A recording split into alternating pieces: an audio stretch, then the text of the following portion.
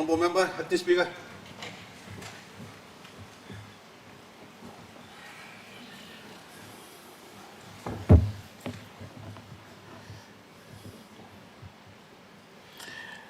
The two honourable members, we do not have quorum. I therefore suspend Parliament to the further reading of the bill.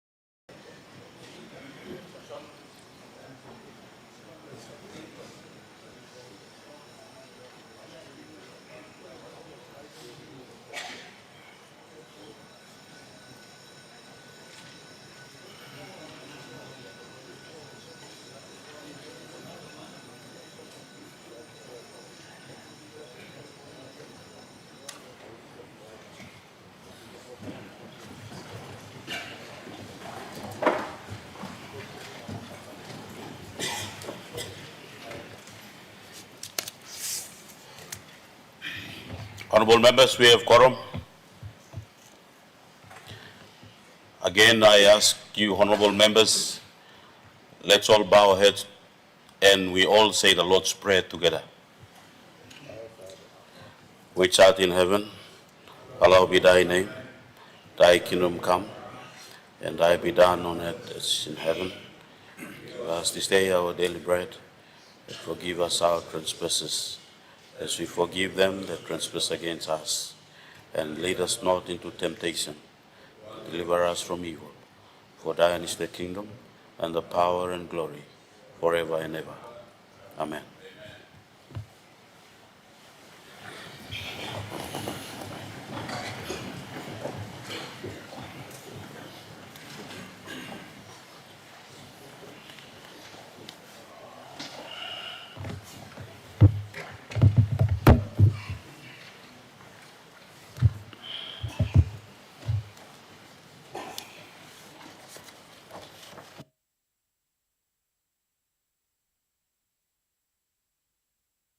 Honorable members, I have to inform the Parliament that the Speaker had, in accordance with Section 110 of the Constitution, certify the Fire and Rescue Service Act 2025 and the Local Level Government Administration Act 2025 that were made by the National Parliament.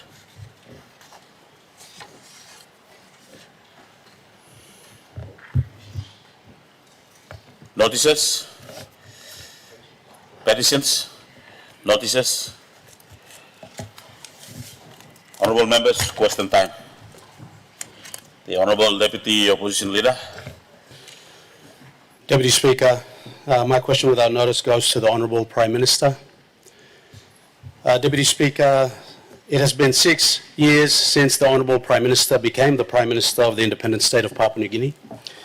And over the weekend, he provided a very glossy presentation of all his achievements in the last 6 years.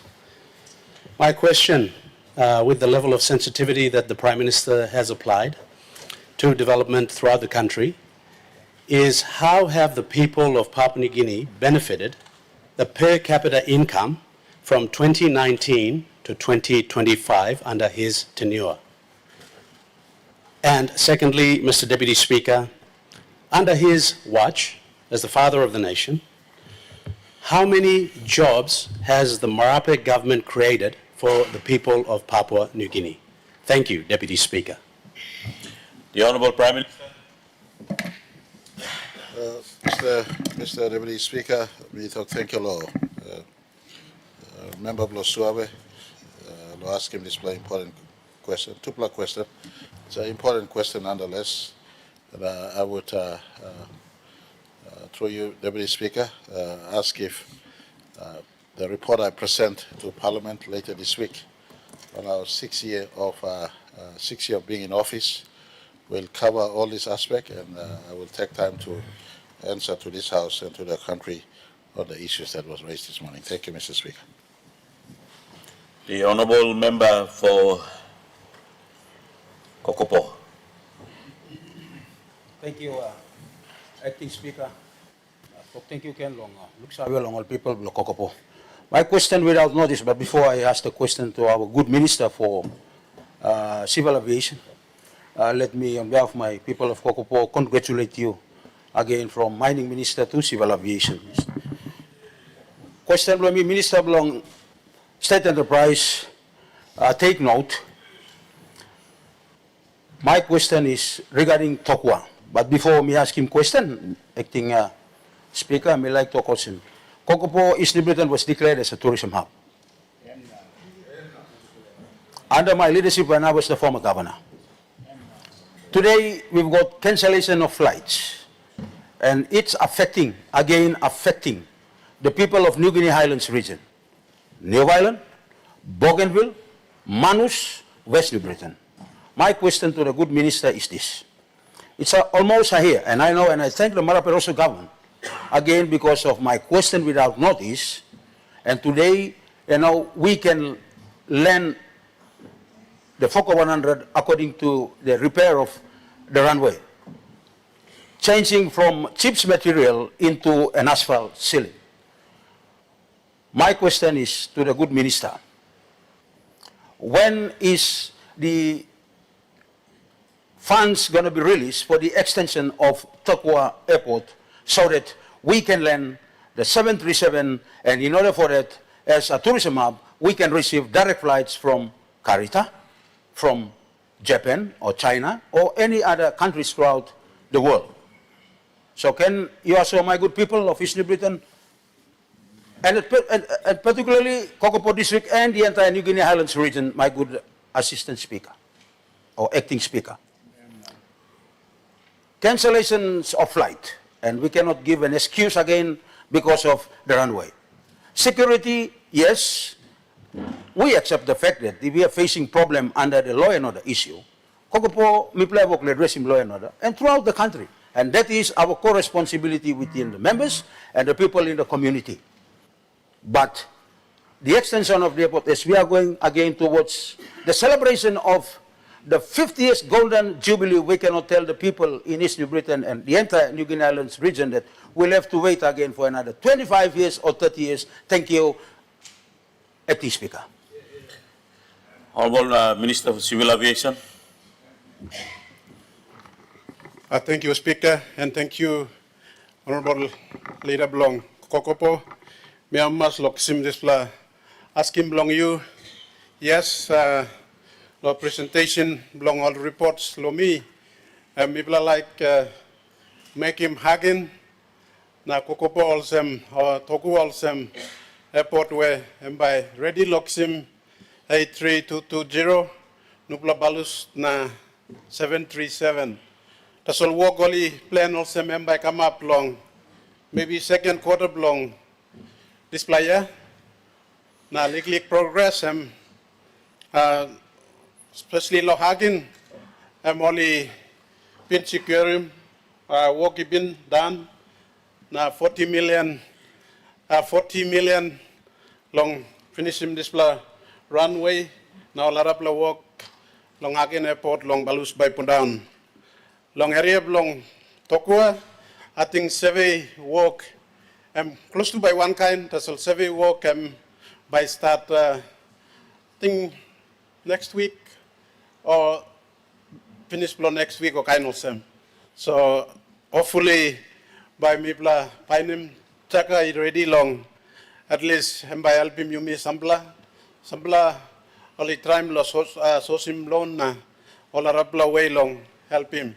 So at least people like him also, because plenty balus belong in New Guinea by come, only like him by 737 can at least run the plenty airport na kind of them. So tupla mipla wish long have been ready before September, so was Abrus and by October or maybe November by ready law balusi can put down. So at least as far as Miss Away and mipla Painim money long straight him display. I can nothing money only secure him now only try him lo one him Kokopo survey walkie finish by one him maybe by looking exact cost na try him lo ask him Saika or so sim some money internally long fix him display. More some priority list blow me blah especially lo NAC. Lo fix him display before flight cancellations. I'm sorry, me no got control of display. Me too been stop Sunday all day lo goroka lo come down. Me no come Monday all day me stop na morning flight tigo long 2 o'clock me come. That's all sample time me good plan. Safety, it's all about life. So only make him good. Only make him good na New Guinea got good plan record long safety because one him legally something he come up only put him stop fix him good na online blow him around na inside lo 113 every day some blow all VIPs all politicians na kind of same only run so me am a mass. Honorable Minister, we have a point of order. Thank you, Speaker. My question is just direct. I don't want any, answers regarding safety. Safety, yes, it's paramount. But the main problem here is, NAC avoiding contracts to incompetent contractors. You point of order lo again, mitok-tok lo koko po. O Sena, Minister, thank you. The only thing is, if you find him the sole one funding, in upload 3 million, and we can start him all earthworks under the NAC specifications. Designs, whatever we can find money in 10, 15 years time, but for now, we like him to solve by itok-tok long all. So give him good advice, long all ministers while, managing director of NAC is listening today, or whoever, engineers. Safety, I'm all right, but the answer that I'm looking for is when. You mean up talk, I think tomorrow, I think I'm not got. I think I'm before independence, I think. Today, I'm like him, now yet. Thank you. Honorable Minister. Yeah, Sarah Solam, make some report also as soon as survey work is finished. By me, looking 3 million or 20 million or 40 million. You mean not talk 3 million or one you can call him like he got way long. Fix him or something good, survey long actual cost, and the job can be done satisfactory, you see. Plenty time you mean give him more contractor or work long make him work incomplete, you misspend him again, na kind of same so. But your priority also you like him 737, so we will make sure that we find some money after the survey and the rough costings is done. Okay, we'll come back to you.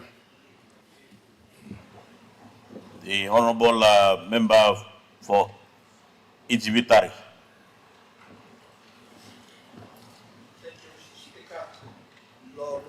Report Lloyd Switari. My question without notice is directed to the Prime Minister.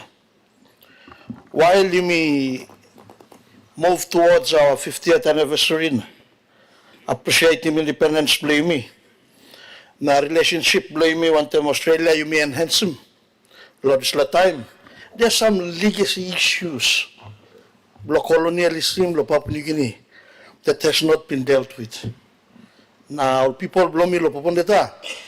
Up till now, about 3 generations have been asking for some answers as to what happened in the 50s going towards the 60s. About 20 Orkaiwa men were beheaded, hanged publicly at Higaturu government station. And when we received independence, that was an investigation into that never occurred. We forgot about it completely. And so these questions have been continuously asked by my people in Northern Province. And so I thought that I would bring it up on the floor of Parliament to bring it to our good Prime Minister. One, is he aware that there was these issues that occurred a few years before independence in this country? And if it is true, is there a way this government, with the Australian government, can sit down and talk, do an investigation into this particular matter and put it to rest, if it means compensating the families of those people that were publicly hanged at that time, so that it can rest our legacy issues whilst we move forward in this country. Thank you, Mr. Deputy Speaker. The Honorable Prime Minister. Mr. Deputy Speaker, we'd like to thank you long, Member Long, Ijivitari, for asking this question. In as far as these matters are concerned, nothing has surfaced through our government level for us to interface with Canberra.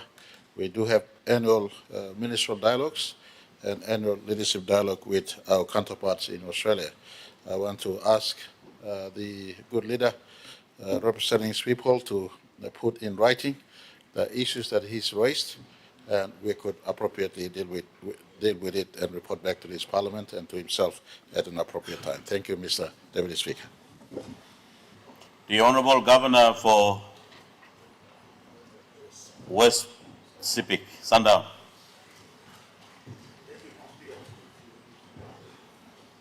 Thank you, Mr. Speaker. My question without notice goes to the Minister for Finance. and the Treasury to take note. As we are approaching the 50th Golden Jubilee, do you have a budget for us to celebrate our 50th Jubilee? We have only 2 months away before we celebrate our 50th Jubilee. And you have already released 2 million to my province and also my districts. I don't think that will be enough to cater for our celebrations. Before we rest up for this session, could you please make some budget available for us so that we can celebrate our 50th Jubilee for this country? Thank you, Mr. Speaker. The Honourable Minister of Finance. Deputy Speaker, good morning to you. Firstly, let me thank the Honourable Prime Minister, Honourable James Marape and the Marape-Rosso government who appointed me as Finance Minister. Thank you, government. Question below Governor Sandam, Sambla record stop, Mitram to give him. 2024 budget below me, you appropriate him 50 million for the 50th golden anniversary below me. This is 50 million, you may warrant him 20 million pennies. You may got Nabla 20 million, you will release him pennies. Celebrations below you, 2000, September 16. 30 million is not outstanding yet. Now, Nabla question blame. I'm asking also, suppose national government by assisting all provincial government, want more districts. Plenty of leaders too, Olioko ask him this same question. Now I'm good luck question through Governor Blame ask him. So you can talk about this parliament. Law government, maybe give him instruction, finish law financial instructions. Secretary give him out. Law all districts through their DSIP, only can allocate him some money. But government is aware that them big event, country need him, country all get a man inside this country, only like celebrating this important occasion, Blayumilo, 50th anniversary Blayumilo, September 16. So, maybe I talk one time Prime Minister and government na, you can look suppose you can assist him, all districts and provinces, finding way where you can allocate him some funds. But this allocation, this year, you may appropriate him 50 million tasol na. At the moment, maybe go by the 50 million appropriation where 20 million you go out finish na 30 million is stop unwarranted yet. Thank you. We have a supplementary. The Honourable Member for North Fly. What's your supplementary? Thank you, Deputy Speaker. My supplementary is in relation to the FI, the financial instruction.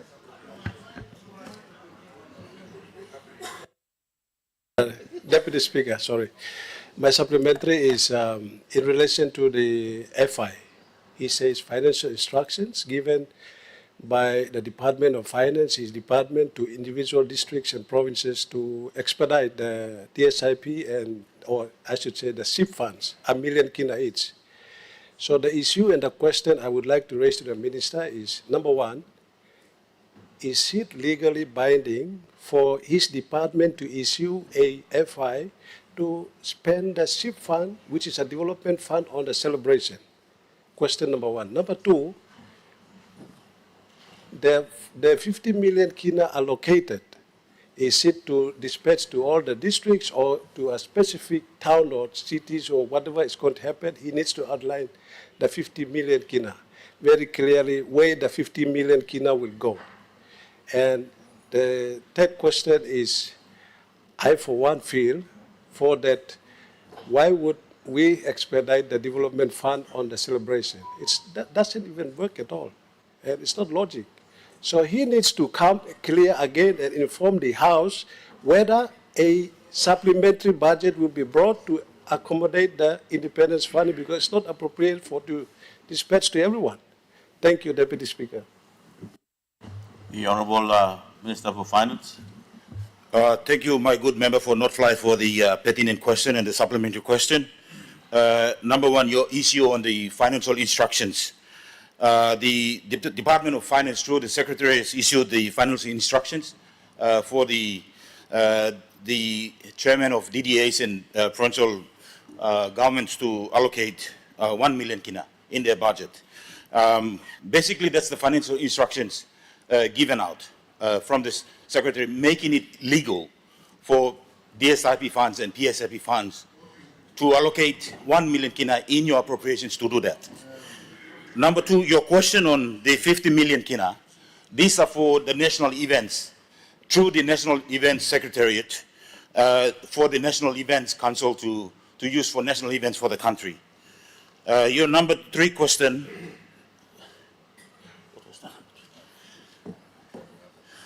your number three question, I can't really remember what you said, but Honorable Minister, I can ask the honorable member to repeat the question for you, the third question. The honorable member, if you can. Thank you. Thank you. I think he probably summarized it and said it, but the other way to put it is the appropriation bill, if he's going to bring a supplementary to accommodate, if it is illegally spending out of the Parliament being approving the budget, because the 50 million, we've already passed it as a budget. But if we were to accommodate furthermore funding, will he bring a supplementary budget? Is the question I was asking. It's to accommodate extra funding. Honorable Minister, you can respond. Thank you, Member for North Fly. Yes, I understand fully your question. Yeah, you're asking if that 50 million kina is for the districts. Like I said earlier, it is for the National Events Council to carry out national events right across the country. But let's work. As districts and provinces, let's find ways to work with the national government.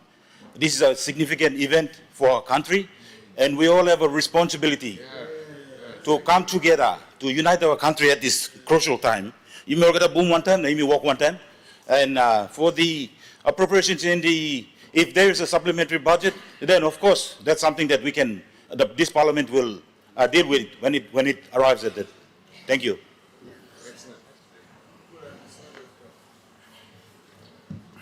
The Honorable Governor for Southern Highlands.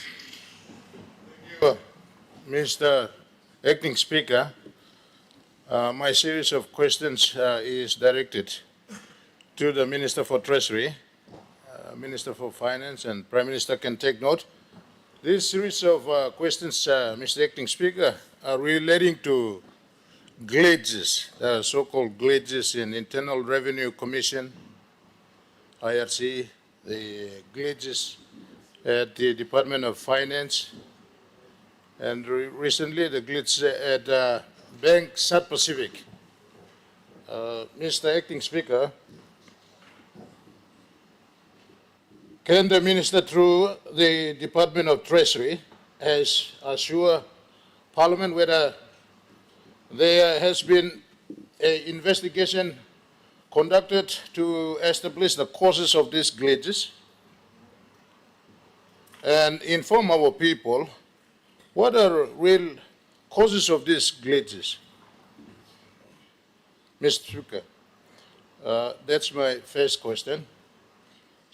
Secondly, Mr. Speaker, can the Minister inform the people of Papua New Guinea whether the Department of Treasury, being the most appropriate government agency, conducted any investigation into these glitches?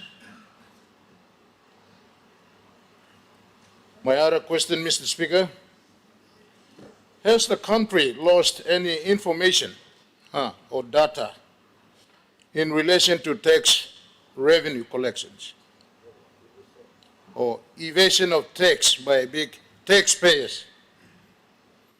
For example, what about the BSP accounts and the withdrawals and deposits that were done as a result of this glitch? What about the public sector payroll and glitch at the Department of Finance. We need to know whether the government has conducted some investigations and the causes of this. And our people need to know this. Finally, Mr. Speaker, is the government prepared for another lot of glitches as and when it strikes again? These are important questions, Mr. Speaker, and the country needs to know. And if the good treasurer can provide some answers to this series of questions. Thank you. The Honourable Treasurer. Thank you, Mr. Speaker,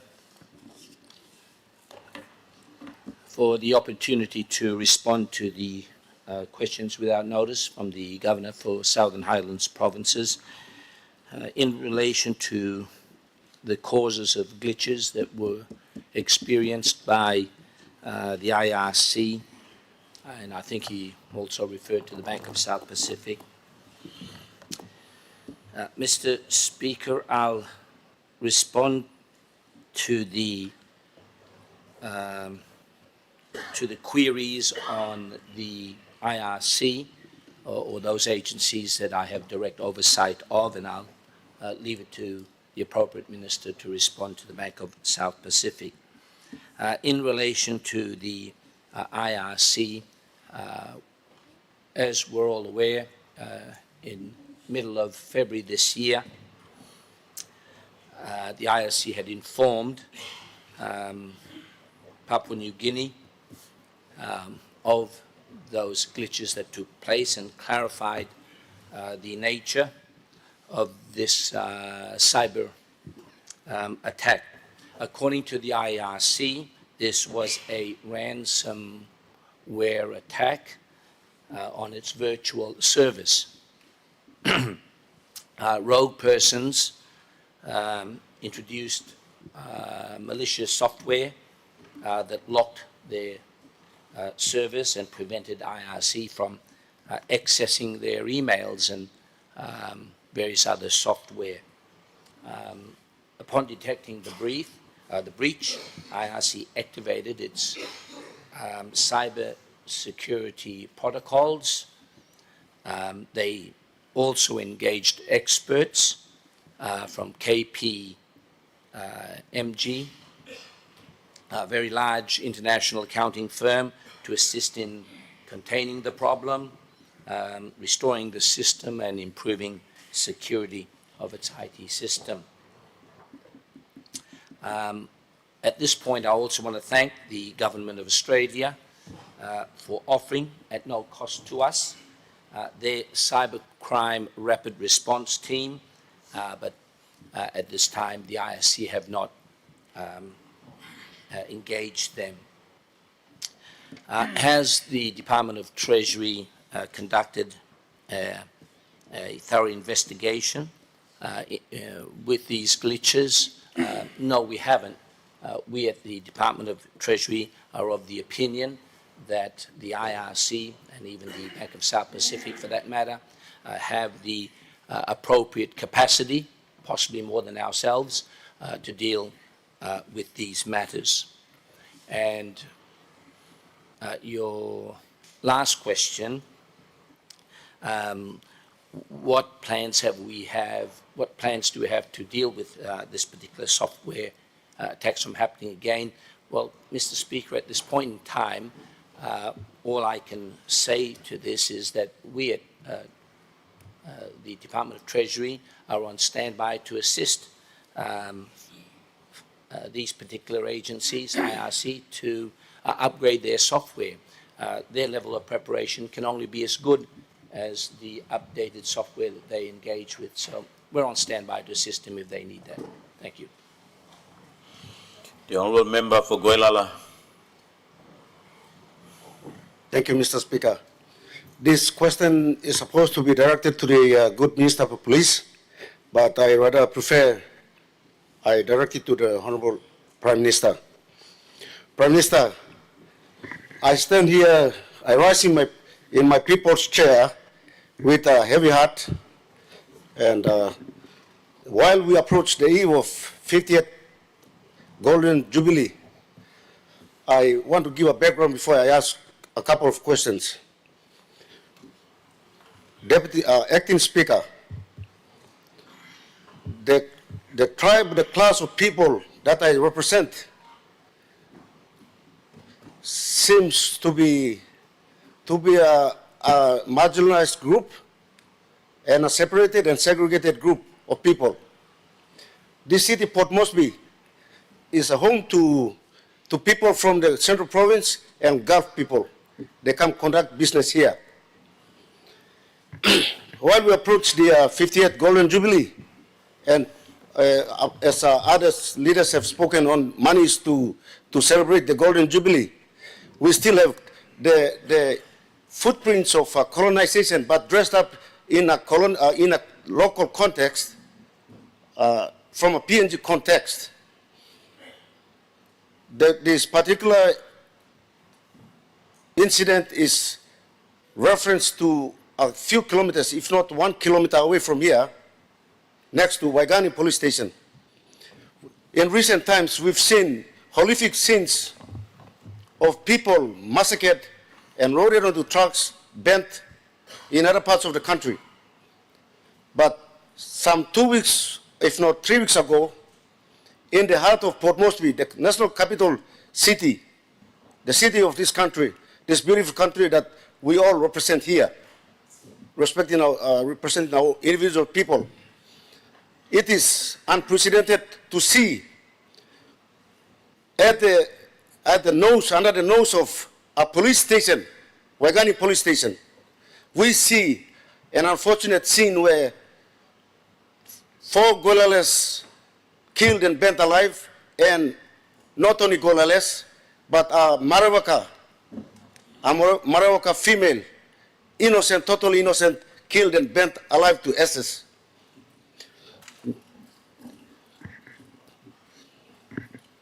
We have not seen this before. We say we are independent and going forward, but we are still being colonized in our own context. My line of questions is as follows. Mr. Prime Minister, or Acting Speaker,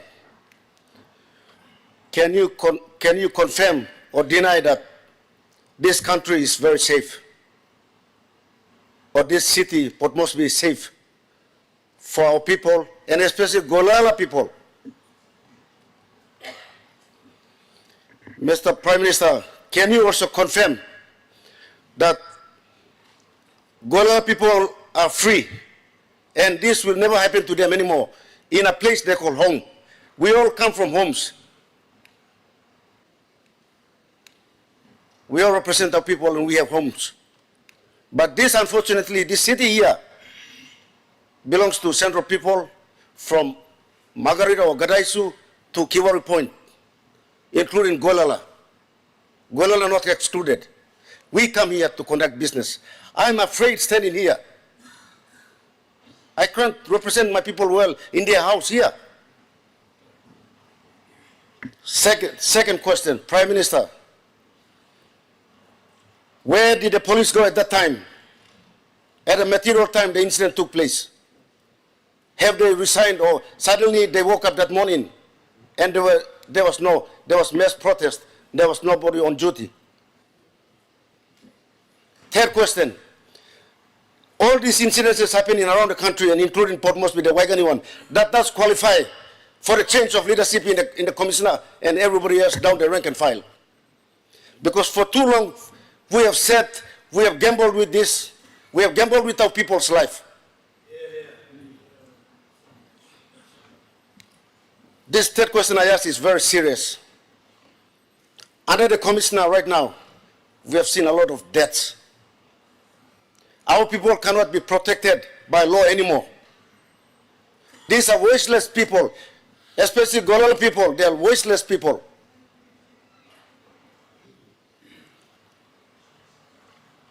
Third question, or fourth question. We have incidences at Warawara, 2 Mile Hill, Baruni Dump, Tete, of the same magnitude. The question is, have the police arrested Anybody? And if yes, what are the statistics? For the Waigani incidents, do we have a guarantee? Fifth question. Do we have a guarantee that there will be proper investigation and those that are perpetrators and responsible will be accounted or will be responsible and brought to justice? Because history tells us that my people were mistreated at Warawara, 2 Mile Hill, Tete, Barundi Dump recently, at the back of Bomana Jail, Kasia, and now at Waigani. Ending question, Mr. Prime Minister, tell me, where do you think is the safest place I can take my people to? If it's not here, where they come and do business, where is our next place to go? We can't go to Alatau, we can't go to Kelema, we cannot even go to Hagen or Ley. Where do we go from here? Thank you, Mr. Acting Speaker, for giving the opportunity to hear the voice of the voiceless on the people in the people's house at this eve of 50th golden anniversary, which also give us whether we join the celebrations or not. Thank you, Prime Minister. Or thank you, Acting Speaker. The Honorable Prime Minister. All right, I want to thank the member for Guelala for asking 6 questions. That is very important, and whilst Guelala people may have been the focus of this question, but the question is quite generic, and it applies to the safety of all of us right across this country and also our nation's capital. I want to firstly put from the outset, we'd like a big thank you to much Lord people of Guelala. They were part of the early construct of the city. They were mobilized by the pre-independent administration of manpower and labor that came into Port Moresby City to build the city to what it is today. So to the people of Guelala far and wide, including those who are back up in Waitape, Tapini, Gueri, villages up there, and to those who reside in our nation's capital, I want to say thank you very much for your hand in the way our country has come, and we've seen Guelala people rising up to be top-class geologists, top-class economists. One of them, our sister, sitting as a regional member and governor for Central on the other side. They become yourself, member Guelala. You were a good policeman. Rose to the rank of senior inspector, if I'm not wrong, before you decide to pursue this career and this work as a member of parliament. So Guelala is not to be discriminated. We don't have classes of people in our country. All of us, by the grace of God, are a creation of God made equal at the foot of the cross. All of us are equal. There is no better group of people and lesser group of people. And those who offend laws are lawbreakers. Two classifications of people: lawful livers in our, those who live within the laws in our country, and those who break laws in our country. And I want to say to the Guelalas, as much as to the rest of the country, this is your country, this is your city. You should feel safe in your own city, and your conduct likewise must be within the sanctum and dictates of law for all of us. Coming back to your first question, is Guelala safe? Guelala should be safe. Guelalans should be safe in the city and in the country as much as every other citizen. Those who are only unsafe, in my view, should be those who are offenders of laws in our country. Those who are offenders of law in our country, and I want to say that police must not discriminate. Your second question on the 4 who unfortunately lost their life in the criminal site at Waigani. Police is working. I want to give assurance to the member and to the House. Police is working to make sure they get to the bottom of this, and arrests, if not made yet, must be made at the very earliest. No crime in our country must go unattended. In fact, every crime is registered. And even if it takes delayed response time, police, as part of their duty, must and will attend to all matters of crime. The fall that happened right in the face of Wagani police station is not good, and police commissioner has been instructed to get to the bottom of this one and make arrest at the very earliest. In the face of our 50th anniversary, I want to use this question to point to one important and essential character our nation must rise up to. The easiest, the freest, and less cost contribution our citizens must give to our country is the respect of rule of law in our country. And in as far as a matter is concerned, I want to point to one example of a fine young councillor in my own electorate. In his village, including the loss of life of his wife and his mother. This young councillor, I've mentioned his name in this floor before, and it's worth mentioning again. Councillor Oli Urupu of Karida village never resorted to pay back trouble fight violence that is predominantly known as a recourse and response by tribes. He lost his own, yet he said, I will report the matter, and 4 years on, some arrests have been made, and continued arrest and work is happening as we speak, up there in the mountains of the land of Hulis. And I want to say this is a good example to the rest of us. When the first murder ever took place on planet Earth, when son of Adam and Eve, Cain, murdered Abel, God's response was not to murder Cain and gave Cain punishment. Tooth for an tooth, eye for an eye is not the rightful manner in which we must respond. As painful as it may be, as delayed as police may seem to do their work, people are asked, if a murder takes place, don't repay with a murder. Report the matter to police. Police must then get to work at the very earliest. When you do recompense or react with another matter, you're bringing the case to yourself. And I want to ask our people in the face of our nation's 50th, don't pay back, allow police to get to work. But in this instance, when the 4 or 5 were murdered in response to an assumed or perpetration of crime earlier, police is now getting to work in this one. In that area, there were one innocent bystander, a young daughter from Medi, a university graduate who also lost life in a response by police around the place. The police officers concerned are right now under investigation as we speak. I want to say over 500 police officers throughout our country for everyday recklessness or discipline offences have been suspended or removed from the police force as we also work to restore young recruits into our police force. So these are part of the work that is ongoing to reconstruct. I must admit that police response time is slow to my dissatisfaction, but this is the capacity constraint we are faced with. But they will still get to attend to all matters. Let's not respond crime for a crime, an offense for an offense, a matter for a matter. I want to appeal to our people. Put under restraint, report a first instance of break of law to the police, and we leave it to the police and we hold police to account for the response time. I want to say to the victims at Wagani market area, I do sincerely apologize. Police is attending to the matter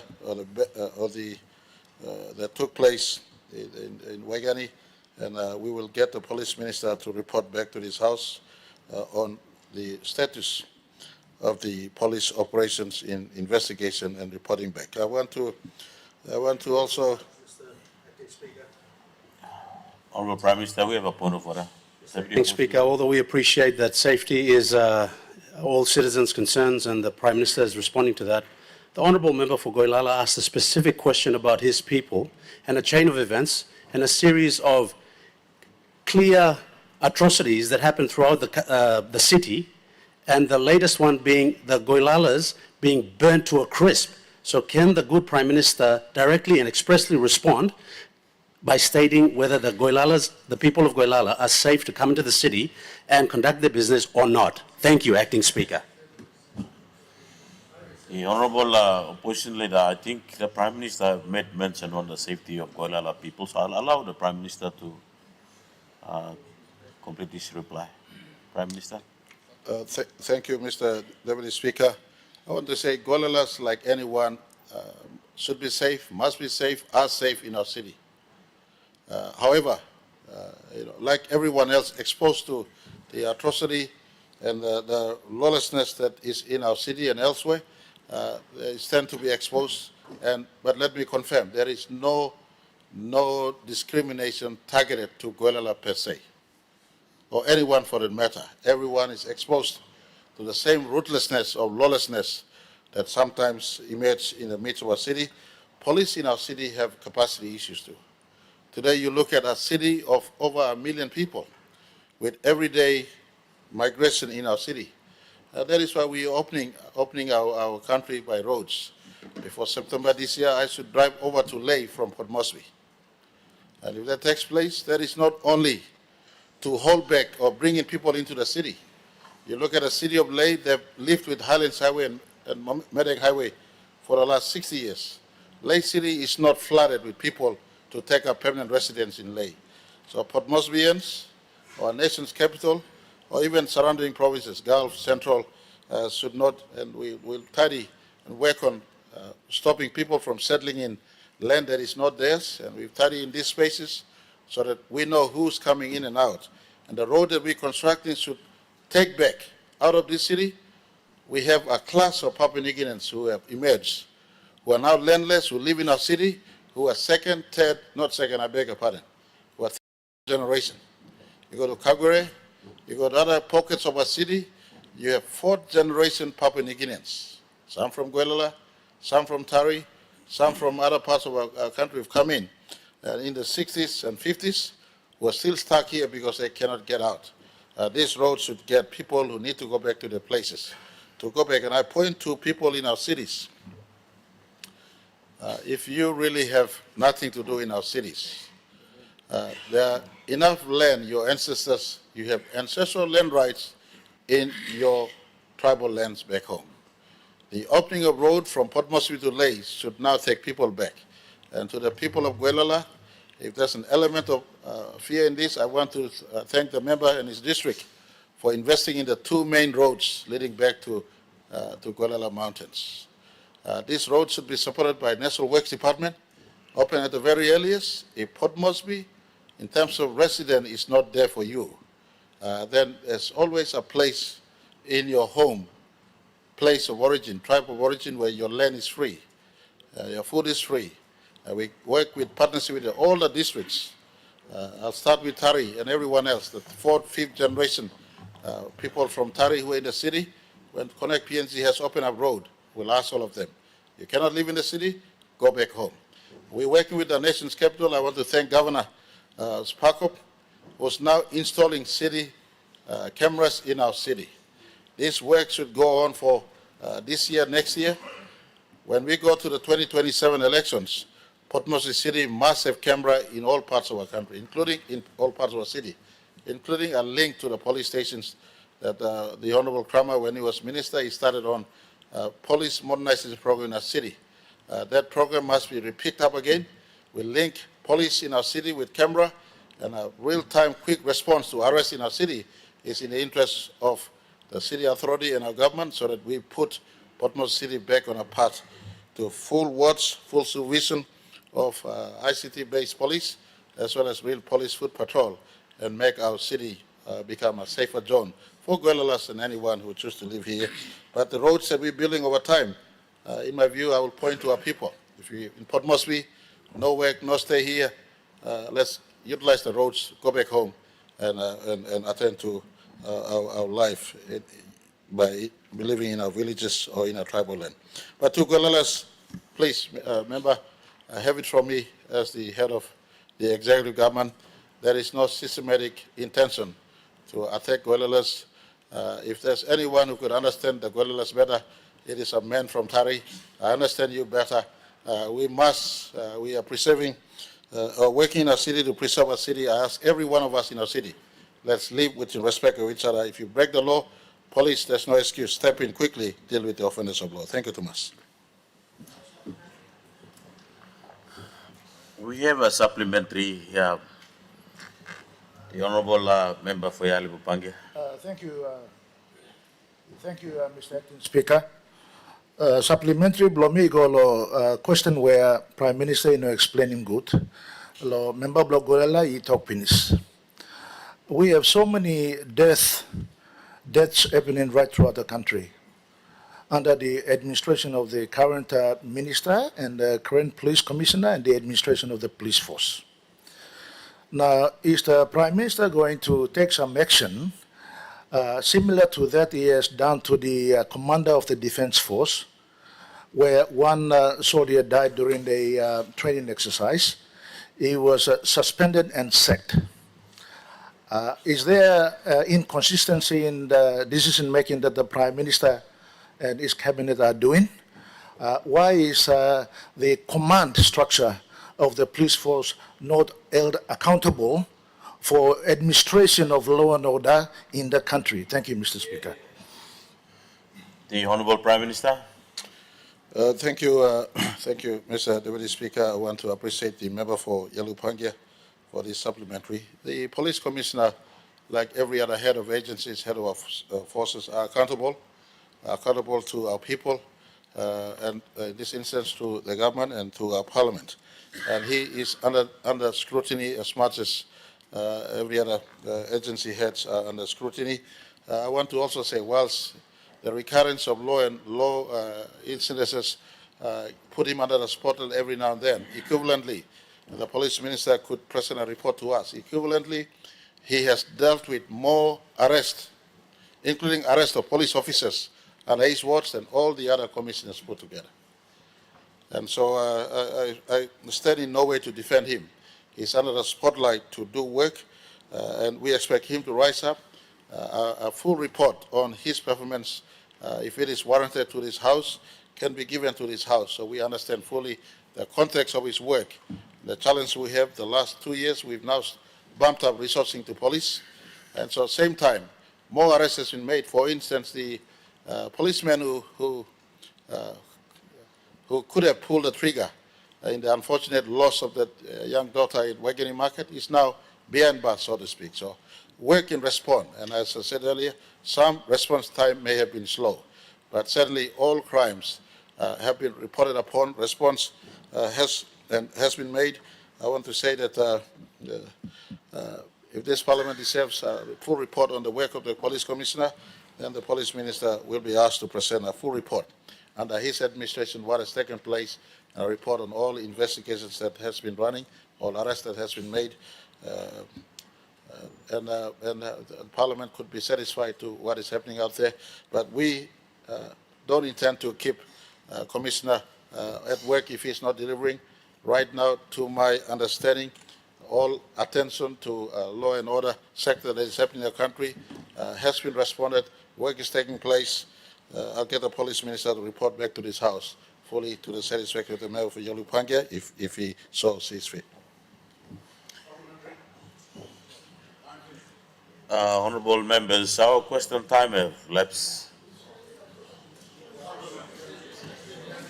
Our question time has lapsed, and Minister, I would not allow for you as a minister to make a supplementary question on this, but our question time have already been lapsed. Leader of Government Business.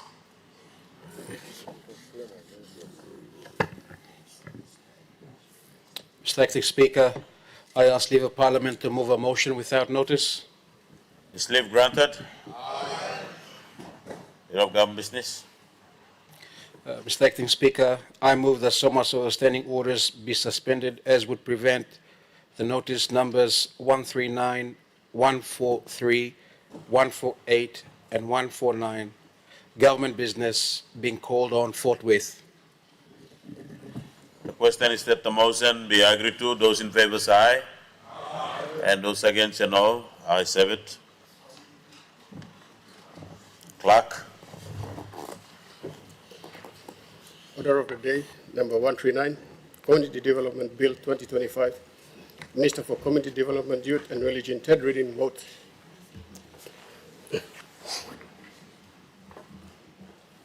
Community Development.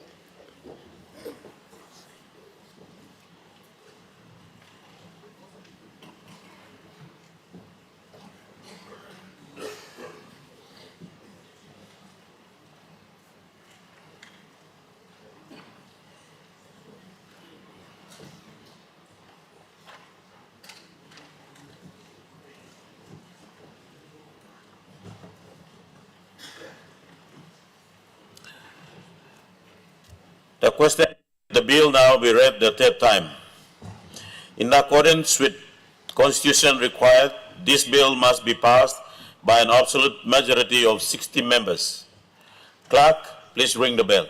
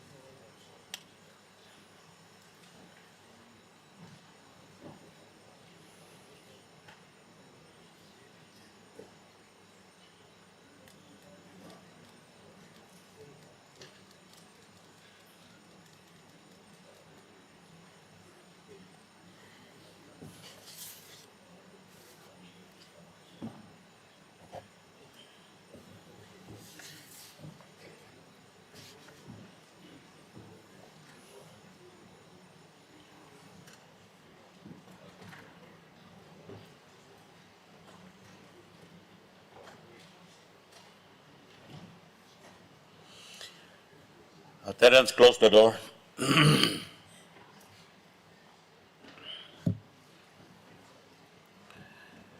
The question is that the bill now be read the third time. Would those in favor please stand?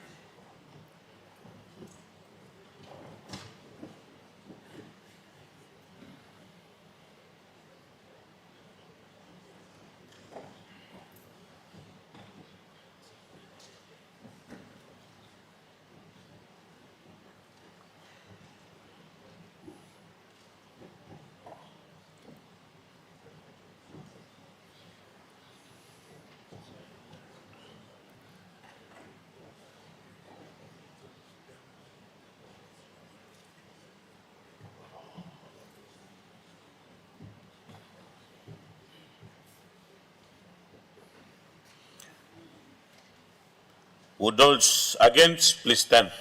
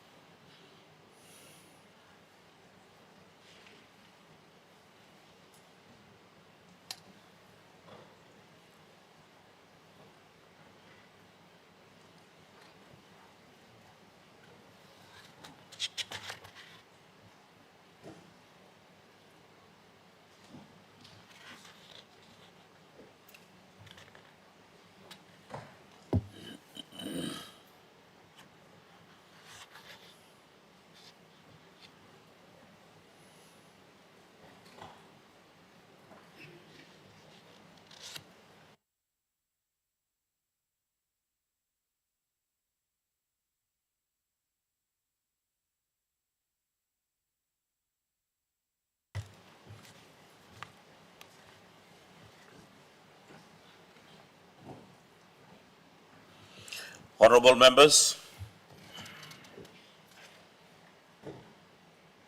in support of the Community Development Bill 2025, ayes have 25 votes, 75 votes, and noes 3 votes.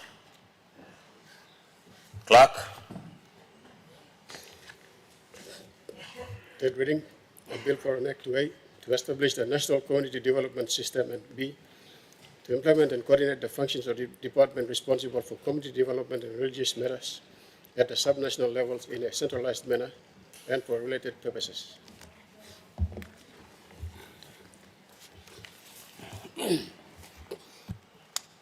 Clerk.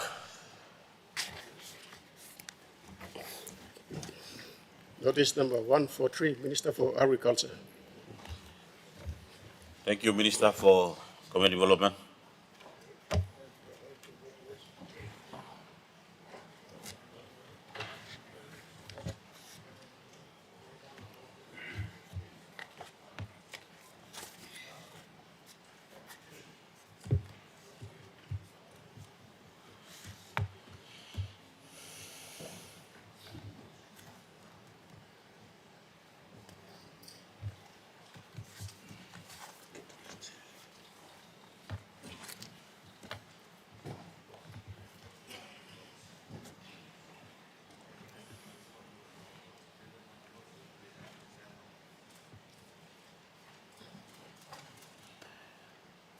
Minister for Agriculture.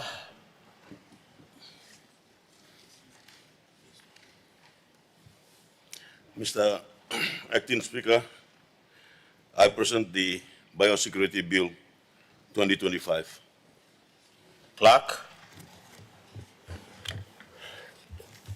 First reading, a bill for an act to A, to establish the Papua New Guinea Biosecurity Authority and its powers and functions, and B, to protect animal life, plant life, and associated environmental risks in Papua New Guinea through a sustainable biosecurity framework, and C, to prevent the introduction of plant pests and animal diseases into Papua New Guinea, and D, to control the spread of plants, pests, and animal diseases, and E, to eradicate the spread of plant pests and animal diseases, and F, to protect plants, resources, animal resources, and the environment, including agriculture production from 1, plant pests, and 2, animal disease, and G, to regulate the movement of and facilitate the trade in plants, animals, and their products, and H, to provide a biosecurity enforcement framework, and I, to create a robust environment for trade investment in agricultural production activities, and J, to give effect to the international standards under the World Trade Organization sanitary and phytosanitary measures and World Trade Organization trade facilitation agreement, and K, to repeal and replace the National Agriculture Quarantine and Inspection Authority Act 1997 and for related purposes. Minister for Agriculture. Mr. Acting Speaker, that the bill be now read a second time. Make your speech, Minister. Thank you, Acting Speaker. Mr. Acting Speaker, I rise to present to this Honorable House the Biosecurity Bill 2025 for its enactment. Mr. Acting Speaker, it has taken almost 20 years to deliver this proposed legislation, as it is not only technical, but there were gaps we had to cover in order to have this legislation finalized, one of which was biosecurity policy. Mr. Acting Speaker, before continuing my speech, let me commend and thank the last two predecessors as former ministers for agriculture and livestock, Mr. John Simon and Honorable Aye Tambua, who respectively successfully got the approval of the PNG Biosecurity Policy 2022-2032 and obtained the appropriate certifications of this bill from the Office of the State Solicitor and the First Legislative Council. Mr. Acting Speaker, this has allowed for me to now present this proposed legislation to this Honorable Parliament House. Mr. Acting Speaker, the current laws in PNG relating to biosecurity are outdated and are not compliant with World Trade Organization requirements in relation to trade in commodities in our renewable resources sector encompassing agriculture, fisheries, and forestry industries. Mr. Acting Speaker, the WTO agreements relating to biosecurity, which Papua New Guinea is a signatory, required countries to ensure they have in place appropriate international accepted safety and health standards to import and export their goods, and further obligate countries to implement an internationally accepted standard by administrative and legislative means. Mr. Acting Speaker, to essence, in PNG needs to have in place a legislation providing for import controls, international controls and export controls pertaining to pests and diseases affecting animals, plants, and their products. And this biosecurity legislation attempts to address this. Mr. Acting Speaker, the final bill establishes the scope of biosecurity in the context of trade under the WTO SPS agreements, which includes import controls, internal controls, and export controls relating to pests and diseases affecting animal, plants, and their products. Mr. Acting Speaker, the final bill had to consider PNG's current bodies of biosecurity related legislation, including the Quarantine Act 1953, Chapter 234, Animal Disease Control Act 1952, Chapter 206, Plant Disease and Control Act 1953, Chapter 220, and Nakia Act 1997.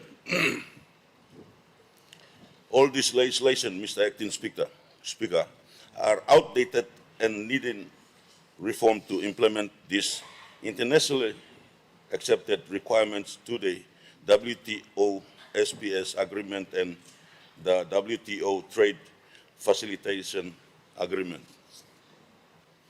Furthermore, the existing legislation dates back to the colonial era, which were not designed to address the international dimensions of biosecurity and thus not include the essential element of export biosecurity, and does not include provisions for effective biosecurity management at PNG's land border. Mr. Acting Speaker, a consultation forum on the final draft bill was conducted in July 2023, attended by a diverse group of Papua New Guinea stakeholders, including departmental, statutory, and industry sectors, who contributed towards finalizing the bill. The consensus view amongst the stakeholders is that a revised, comprehensive legislation by way of a new bill should be enacted to collectively address important measures, internal measures and export measures relating to pest and disease affecting animal and plants to satisfy the objectives within a suitable time frame by bringing within a single legislation the numerous existing pieces of outdated legislation, strengthening international trade-related capabilities, and strengthening regulatory compliance management capabilities. Mr. Acting Speaker, the stakeholders also agreed that the legislation should seek to maintain and enhance existing operational agreements between biosecurity authorities and other agencies where they exist, and between Papua New Guinea and trading partners to create a seamless, transparent, efficient regulatory framework with minimal potential bureaucratic impediments to trade and to enhance the practical enforceability of necessary requirements. Mr. Acting Speaker, the Biosecurity Bill, when enacted, will establish the Papua New Guinea Biosecurity Authority and be referred to as Biosecurity PNG, and repeal National Agricultural Quarantine Inspection Authority Act 1997 in its entirety, and all the provisions of the Nakia Act will be subsumed into Biosecurity Act 2023. Mr. Acting Speaker, this means that the current name, National Agriculture Quarantine and Inspection Authority, Nakia, will be changed to Papua New Guinea Biosecurity Authority, or be referred to as Biosecurity PNG. Mr. Acting Speaker, other biosecurity-related legislation that will be repealed include Animal and Disease Control Act 1952, Channel 206, Plant Impose and Control Act 1953, Channel 220, and Part 6 and Section 89, 89, 90, and 91 of the Quarantine Act 1953, Channel 234. Mr. Acting Speaker, Biosecurity PNG will be given the mandate to implement biosecurity export, import, and internal control functions, and will have the provisions to guide implementation of the export control functional responsibilities. Mr. Acting Speaker, Biosecurity PNG will continue to administer the biosecurity functions as an independent statutory authority from NACIA under the repeal NACIA Act 1997. Finally, Mr. Acting Speaker, in summary, the Biosecurity Bill, when enacted, will update the various biosecurity-related legislation, all of which are old and outdated, and bring them all under a single legislation and domesticate and makes as law and WTO, SPS, and trade facilitation agreement. Thank you, Mr. Acting Speaker.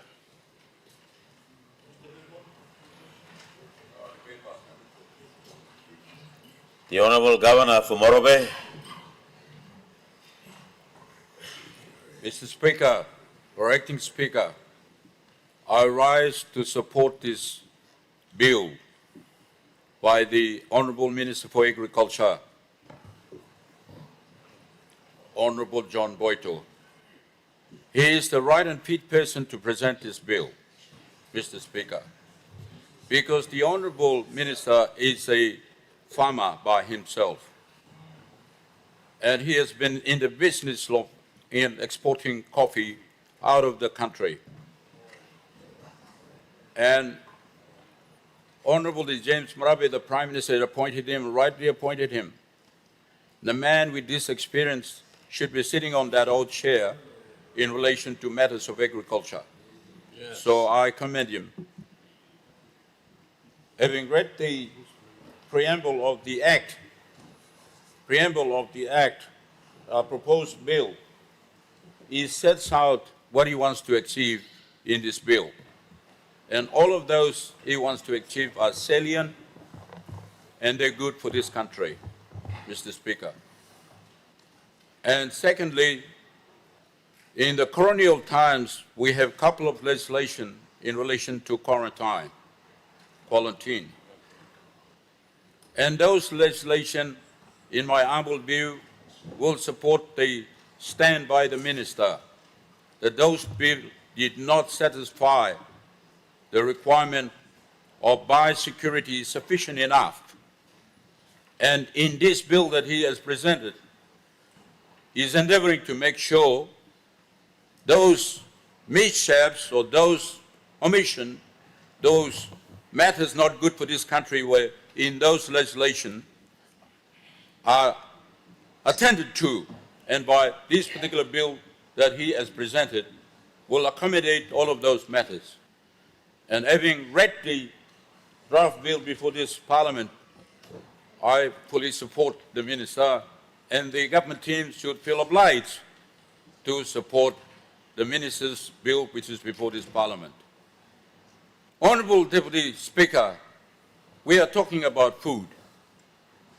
Food. Without the food, all human beings will perish from this planet. Where the food is produced in this country, or whether the food produced in other parts of the world, as long as they are eatable, they must be shared. They must be shared. And the World Trade Organization, the agreements that we have acceded and rectified before this Honourable Parliament previously in relation to the import and export of food throughout the nations of the world, they have supported it, and it is our business to make sure those agreements, either multilateral agreement or bilateral agreement in relation to the matter before this Parliament, must be supported, Mr. Speaker. And as I said, we are talking about food. I went to China, Mr. Acting Speaker, and I find that some of the foods that we eat them in my village, these are traditional food. Asplo krusoko, asplo mango, mambu, watercress, all those food are being eaten in China, not in the taka shop, Mr. Acting Speaker, in the international hotel in Beijing, in Shanghai, Zhongjiang, those cities have attended they are eating them. We grow them here. And even some of them, we don't grow them. They're wild. They're wild growing there. And they're consumed by people of the international community. Example, China, Mr. Speaker.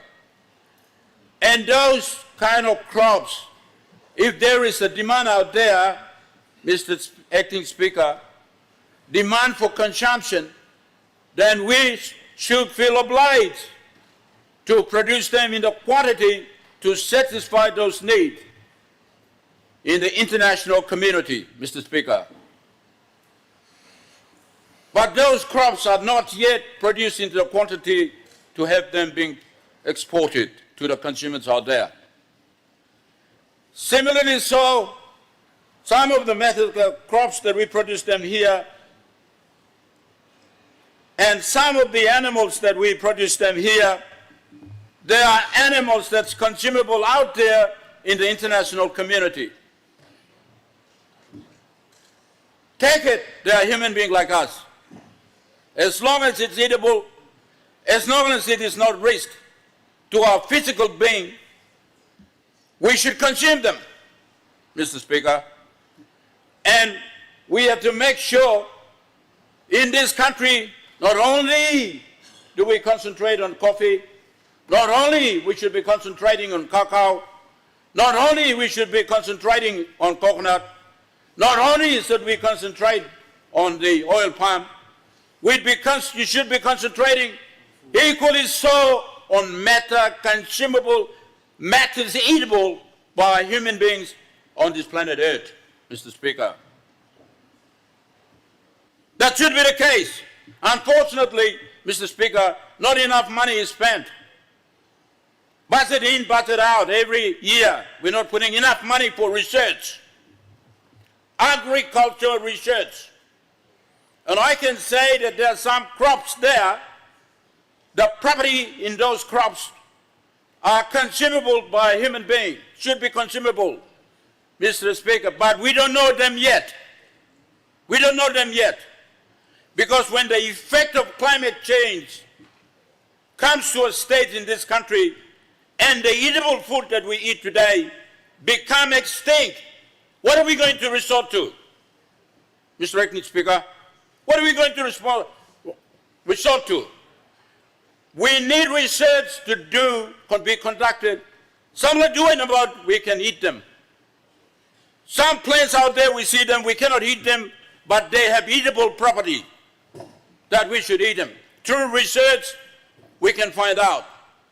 And when we find out and we have an advantage in the sense that people out there can consume, we should export them and bring in the money. If we have the cooperative and competitive advantage, we're in a better position to export, Mr. Acting Speaker. So our concentration should not be principally on the traditional cash crop, we call them, as I've already mentioned, on other crops, and even other animals, including maybe snake. You don't eat them, but some fellows out there, they eat snake. Mr. Acting Speaker, and this system, that this bill endeavors to make sure that we send clean food to the international market, be it in crops or be in husbandry. As long as they clean, they're going through the mechanism that this bill is trying to establish. To go through them, the check, physical check, and given clearance, Mr. Acting Speaker. And the consumer out there is in the view that that should be consumed. Comes in that check, in that standard, in that form, should be consumed. We should export them. This bill is endeavoring to achieve that. Equally so, the food, either husbandry or crops that is coming, Mr. Speaker, from overseas coming to this country, eatable, consumable by human beings in this country, they should be checked and adequately checked. And the system this bill endeavoring to establish to have it checked. We must support the minister. We must support. Some crops are coming in here, some meat, some whatever's coming in here, not being properly and adequately and scientifically checked. Not yet. They're coming to the right door, they're coming to the wrong door, they're coming anywhere, not being checked. And I hope and I trust, Mr. Acting Speaker, that when we pass this bill, we're going to have an institution which is going to check. Mr. Acting Speaker, in this bill here, I see the appointment, recommendation for the appointment of veterinary scientists. We have only human doctors dealing with the human being. Enough. They said not enough, but I said enough. But we don't have the doctors of checking the animals and the plants, the veterinary scientists. We don't have them enough here. This is an agricultural country. In the time immemorial until now, it's an agricultural country. It's our life. Agriculture is our life. Honorable Governor, we have a point of order. Thank you. Acting Speaker, just to let the good governor know, we do have professional veterinarians in our country, and they are active in our agriculture industry. Thank you. Thank you for the minister, but I can tell you what I was arguing is not enough. Just listen to my language. Not enough. Not enough. Not enough is different from what you have. Completely different. We're not having enough. We must have more veterinary scientists here in this country. Too many cows are dying. Too many sheep are dying. Too many pigs are dying. All crops are dying. We need animal scientists now to check the animals, to make sure the farmers are right. No plenty sick affects their animal, be it pig or whatever animal. We need enough veterinary scientists. You go to Philippines. I visited country Philippines. Thousands of veterinary scientists there. And Philippines is producing food for American soldiers, meat food and crop food. They got a veterinary scientist there. They're doing it. And plant scientists there. They're doing it. They're doing it well. Exporting to the United States and bringing a strong currency into their country. And we're not doing here, Mr. Speaker. We're not doing enough. We're talking big roads and bridges and all of those things, coffee and coconut and all those things, but your food is very important. And we need to check, we need to export. If we can't do well in coffee, cacao, let's send other crops. We have a comparative and competitive advantage. Crops like Asplumambu Naumi Ogontoto. We should have a big plantation of bamboos, eatable bamboos. There's so many bamboos, but I'm talking about eatable bamboos. We should have it. And the Chinese out there, they're going to buy it. We're going to bring more money here, as long as go through the check that minister is trying to put up. Some other plants, we eat them here, watercress. Runguru natin lotari wara milungulia. Ogara Prime Minister, wara lotari and place from watercress here. We run the milungin finish. All of those places, we should be exporting watercress. Chinese eat them. We should be exporting kursako. The Chinese eat them. Chinese eat the stalk, Chinese eat the leaf, Chinese eat the stem, Chinese eat the roots, Chinese eat the fruit, Chinese eat the nut. Mr. Speaker, those things, they consume them. They're just growing everywhere. Sometimes you don't grow them. They're just growing. We should take advantage of those kind of crops. Mr. Speaker, and those crops, when checked by international check and our check, they should eat the soils of other countries out there in the international community. We make money. Make money. And the Minister for Work is doing a good job. I already commend him. He's taking the road up to places. I commend him. To take it to Meniamia, take it to Kabul, take it to Sialum. All those crops that I've mentioned are there. Take the road there. They produce them in the quantity ready to be checked and to be exported. That's what we need. And the Minister is endeavoring to make sure that happens, Mr. Speaker. So those food, Mr. Speaker, so very important for food. And animal, Mr. Speaker, thank you, Mr. Speaker. Now I saw it in a BBC program, Mr. Speaker.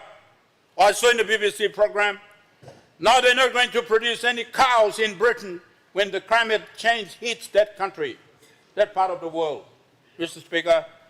They're now going to produce meat in the laboratory.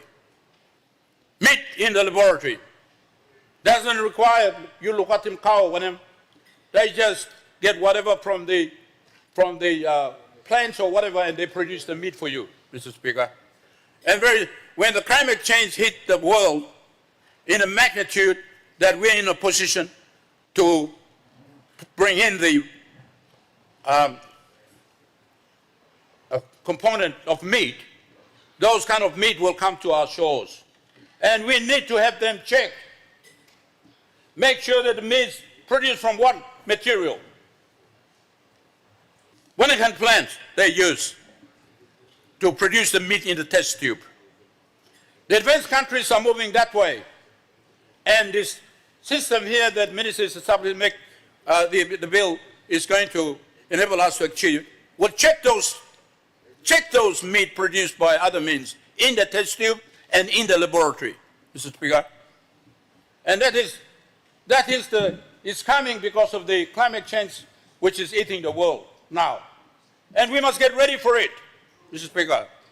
And Mr. Speaker, the fish that we eat them in the sea needs to be checked. Needs to be checked.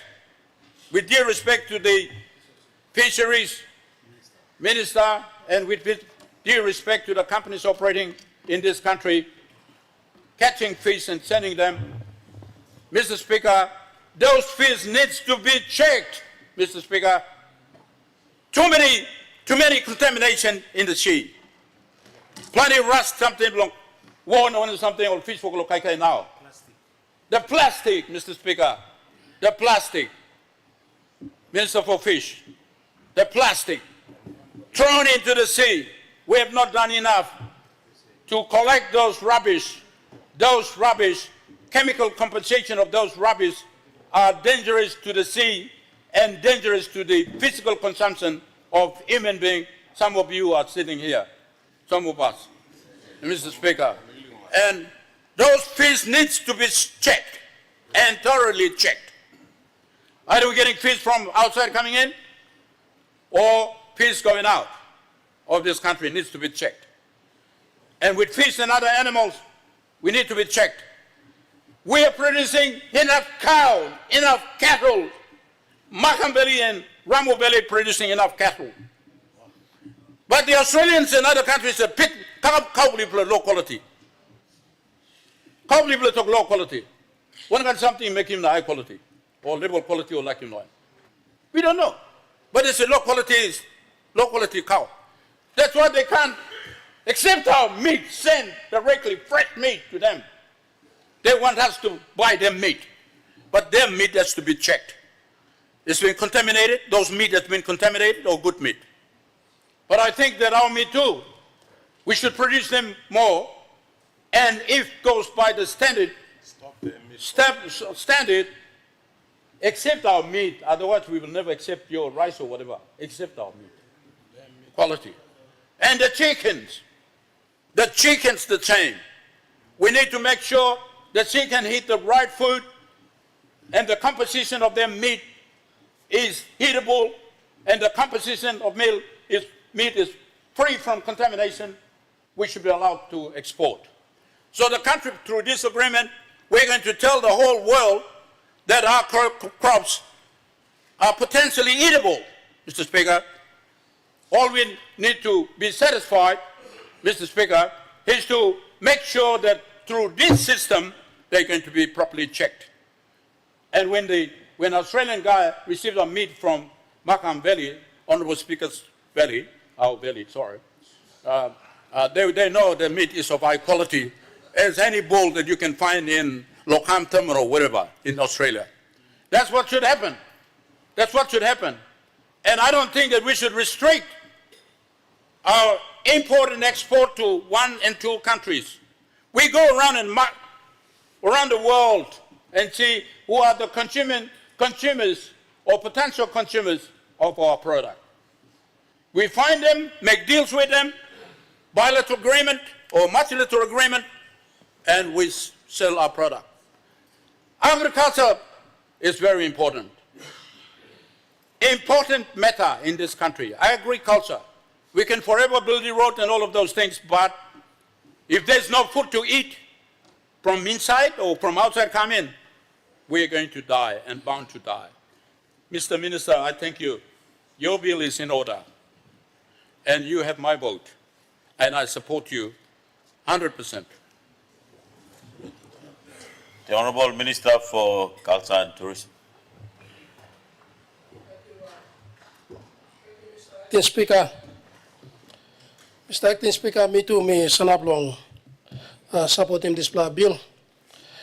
Mr. Acting, me commend him, Minister of Agriculture, kisim this very important transformational bill. As you may look you go along, 50th anniversary blow you me. And me good plan long, you may look in more key ministers, especially in the resource sector. Look see more major reforms or bills to come to Parliament will make him some major changes. Over the time you may are him long, legislative amendments law, mining, oil and gas, but agriculture, forestry, fisheries are most important sustainable industries in our country. It is very encouraging to see our good minister to bring this bill to Parliament. And also we thank the 2 former ministers as well, who have put a lot of efforts in this, and also our public servants who have worked tirelessly to coming up with this major reform. Apart from the reform, me looking inside this bill and rebranding of the name. It's also timely, as you may come along this 50th anniversary, believe me. It demonstrates that what the Marape Rosso government is doing, trying to achieve and trying to bring major reforms, looking at our country past 50 years. Mr. Speaker, debate basically talk thank you, Minister, mostly controls, especially all imports that come inside the country. Mr. Acting Speaker, we have had many problems with our commodities in cocoa pod bora, in vanilla, in coconut, or leaf only dye nothing, basically because we do not have our controls in place. And our legislations are mostly obsolete, useful the changing world. This reform and this new legislative reform where Minister Amikarum come, I believe it will enhance the control systems in our country. And plenty time too, Mr. Acting Speaker, you may lose thinking too long, border security, where quarantine, Nakia must play a major role. I say this because my electorate shares the common border with Indonesia. We have serious issue on the border where our people are bringing in food from Indonesia. And most of the food have high sugar content. The plenty of citizens only now walk diabetes. And we don't have quarantine on the border. Our borders are left bare naked. And even in the security system, police and army blame me to, patrolling border on a daily basis. Now illegal trades will go on. Cocoa border been break out the country, and because all people blame me long, living along the border only buying seedlings outside. Now Karim come inside the country blame me. We have non-existence of quarantine and border security on the borders. We are the only country in this region that shares the common land border. And yet, government in, government out, we have not done nothing on the border security. And border security comes with biosecurity, the quarantine. I thank the minister for bringing this timely bill. And I believe through this bill, we can now look at how we strengthen our borders along the common land border, and also the ships coming in, the planes coming in into our country. Our immigration systems, our quarantine system is very weak. Plenty of kagoro imi importi mikam. Inu got gupla check. It's either the customs officers have been bribed to bring these goods into the country. They are affecting you me. Rice come inside the country. You may check in sugar level of rice or no god. Now plenty can of soft drink too will come inside the country. Our challenge now is, Minister, it's good we have passed this, we're going to pass this law. Now we have to look at the enforcement. How are we going to enforce these laws? We got to now look at the public service system. We got to get rid of the corruption in the public service system. Plenty time we may talk about corruption or politicians, but we are not looking at the corruption at the public service level. That is eating the very fabrics of our society, of our democracy, of our country. Law. Just now you may talk about the law and the situation in the country. You may pass in law here. But where is the enforcement? Everything else we do in Parliament comes back to enforcement of those laws. So, Mr. Acting Speaker, me amamas lo minister, lo karim sla bilikam. Not only me kisim major amendment lo sla bill, but me rebrand him. Me change him name. Me good plan. Instead, let me call him Agriculture Quarantine, na Inspection Authority, NACIA. Number, let me call him Papua New Guinea Biosecurity Authority. A good plan name. The meeting, a good plan name. You know, I'm also doing the same in the tourism. Instead of calling it the Tourism Promotion Authority, we now going to call it Papua New Guinea Tourism Authority. So these are kind of reforms we need in our country leading into the 50 years and beyond. But Minister, me like making one recommendation, lawyer, consistent with your rebranding of the name. You talk also Papua New Guinea Biosecurity Authority, and then Benny, you talk also referred to as Biosecurity PNG. I think to be consistent, you must call him PNG Biosecurity. I mean, more consistent one, the name you give him also PNG Biosecurity Authority. But otherwise, Mr. Acting Speaker, I fully support this bill, and I think, Minister, you have done the right thing. All we need now is enforcement along our common land borders from Torasi to River Tami, Torasi in Western Province to River Tami in West Sepik. You must increase controls on the border. Me looking lo varimo instead lo nakia sin down stop, or now by me call him PNG Biosecurity Authority. All I miss in down stop. You know, walk lo lami lo sekim all passengers all line go come long border. Walk lo ami lo patrolling border. Long time yet me talking defense minister. Rausimo lami lo display.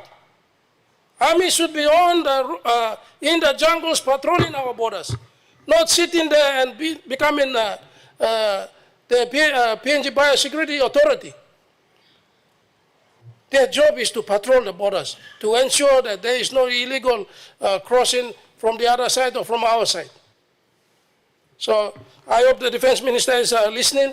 I need the soldiers to be immediately removed and allow the PNG Biosecurity Authority to be placed there so they check the goods and, of people and people going in and from Indonesia to Papua New Guinea, to and fro from Papua New Guinea and Indonesia. You know got big lot check lab. Plenty of soft drink come upside. Or soft drink got high sugar level content. And you know got one money check him. Minister of Land, you only make him walk. Only stop way. Me no looking more walking walk of animal. Plenty of citizens to me only die of diabetes. Just because of lack of enforcement on checking on these items that are coming into our country.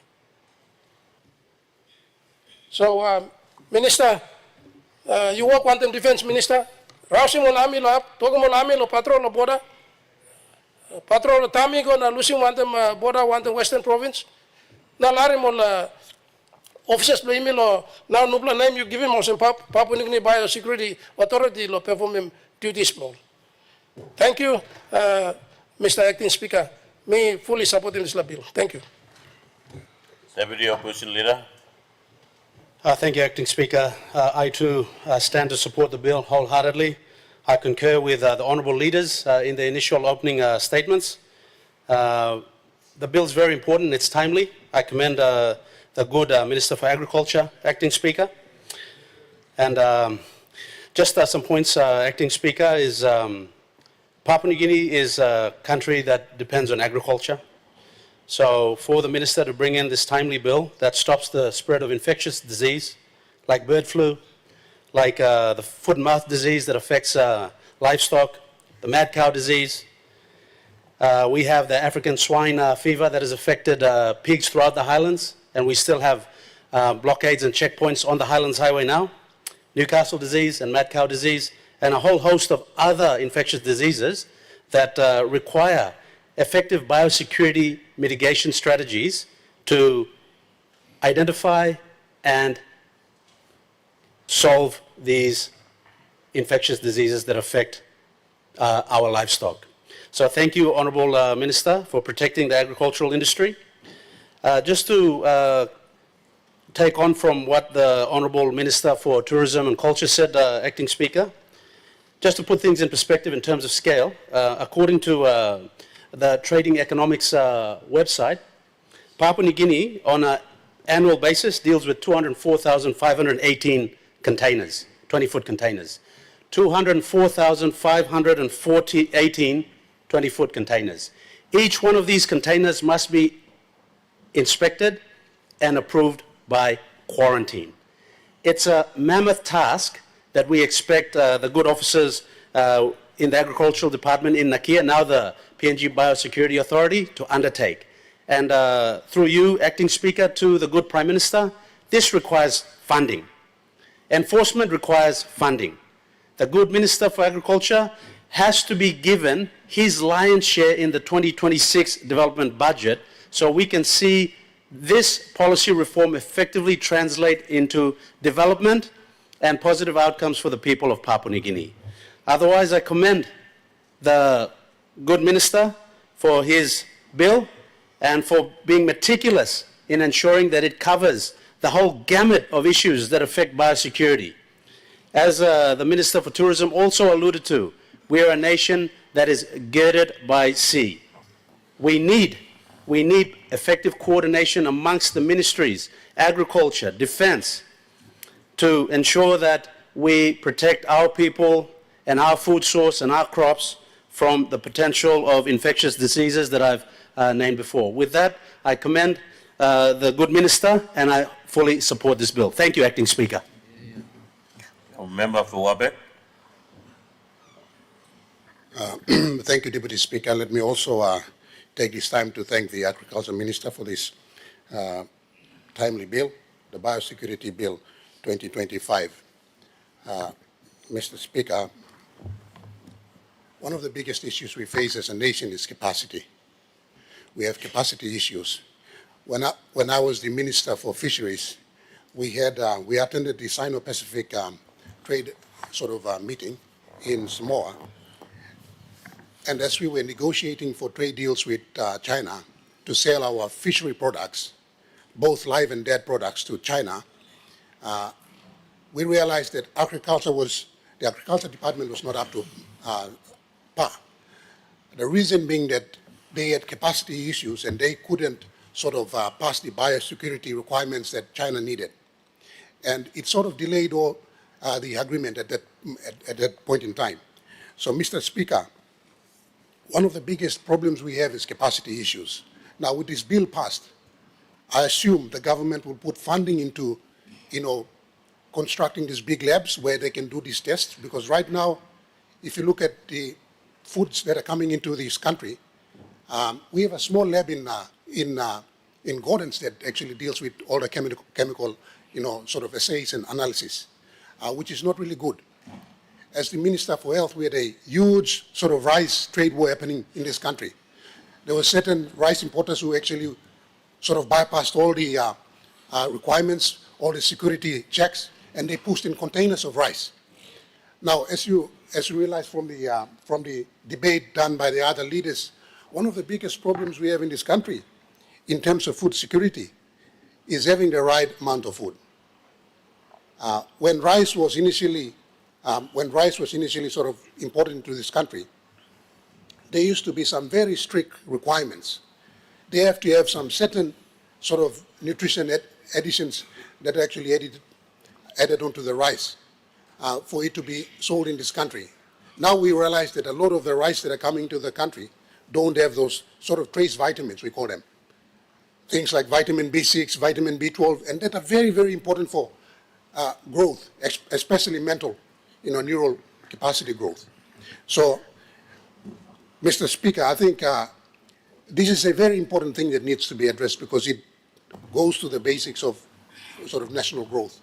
It deals with our Pikinini developer, our children. They need to be nutritionally fit to actually learn better in schools, number one. Number two, you may talk about putting mineral team going inside long, and Australia. But you plan looking more line blow me blow likely or some more dwarf. You see, we can't compete at that stage. We have to be realistic. Those things must come from these kind of offices. Those policies must be driven by these kind of offices. You must have a policy approach now, strategic approach to these ambitions that we have. Not about something, Mr. Speaker. Now we see a rise in a lot of lifestyle diseases, as pointed to by a couple of our speakers. But one very important lifestyle disease is cancer. Cancer is caused by four things. Number one, suppose you got some genetic predisposition. If you are predisposed to that infection, to that illness, you probably might have cancer. Number two, radiation. Number three, viruses. Now, number four, chemicals. The chemicals, additives that we are not putting a check to them, unfortunately, Mr. Speaker. We just don't have the capacity to do that. And recently, we are seeing a rise in the incidence of cancer in this country, Mr. Speaker. And it's very important. Now we see a rise in autism in this country because air moles have come up because of exposed to chemicals. So, Mr. Speaker, whilst we approve this bill today, I want us to give the support necessary to our minister.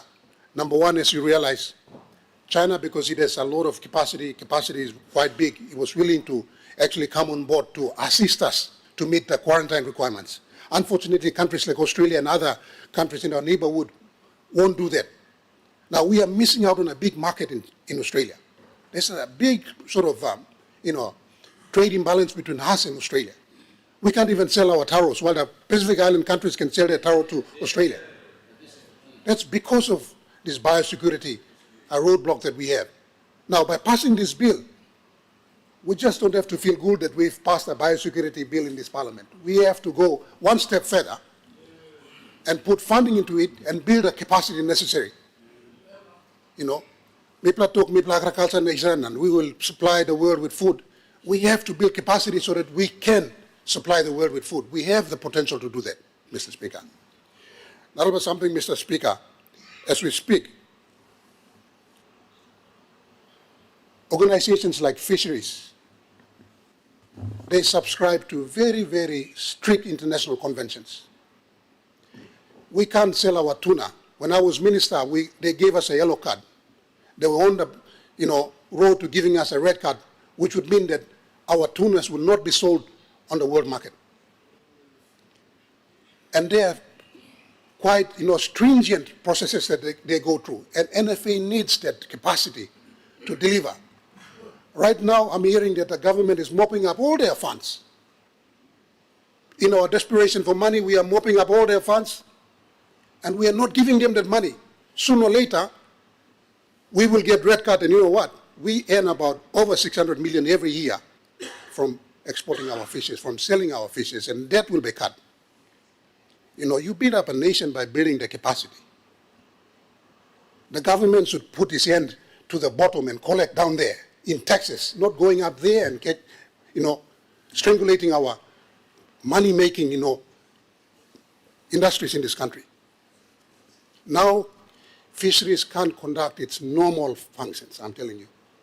Law-mandated functions, fisheries can't conduct, and I'm sure it's the same with forestry. I'm sure it's because we are strangulating them. These are the golden hen, the golden goose that lay the eggs for us. We need to build capacity. Countries grow because capacities in their organizations grow. Governments should go below and collect in taxes. Let the money trickle down and you collect in taxes. You are going there and to the non-tax revenue bill. You are strangulating over organizations. A long time, all by giving red card of fisheries, and no fish will be sold from this country, I'm telling you. Because there are strict requirements. They have to do checks. They have to go out there and do quarantine checks and all of that to tick all the requirements before you start selling your products. So, Mr. Speaker, in supporting this bill, let's build up our capacity. We lack capacity, number one. Number two, let's appoint good people to those positions. Don't appoint political cronies, please. We are destroying this nation because we are appointing incompetent political cronies to these positions of trust. You plant him corn, but you harvest him corn. You plant him cocoa, but you harvest him cocoa. You don't harvest him coconuts.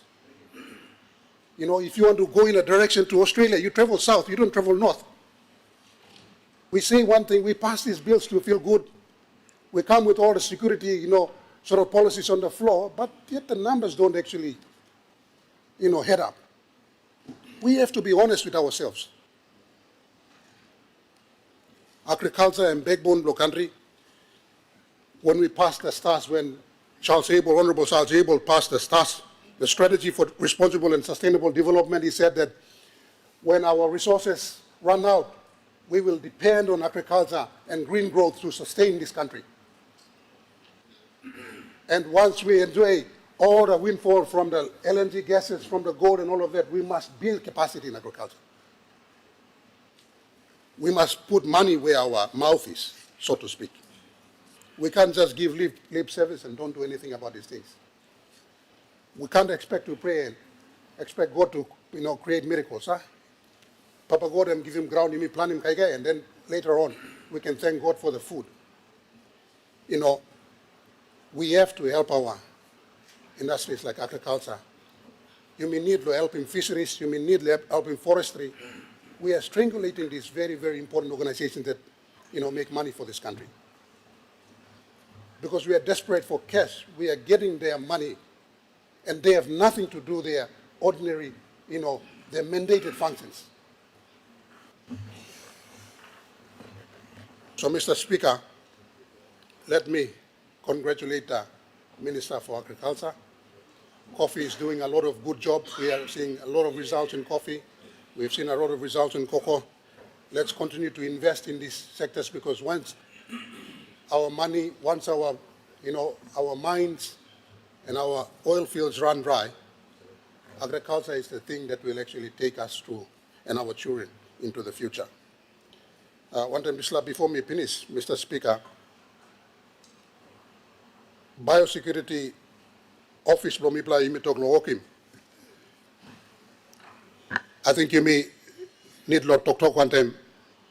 Now long health department all start building lab facility long, making checks long over something before you miss extreme results from overseas, like cancer or pneumonia, all kind of something.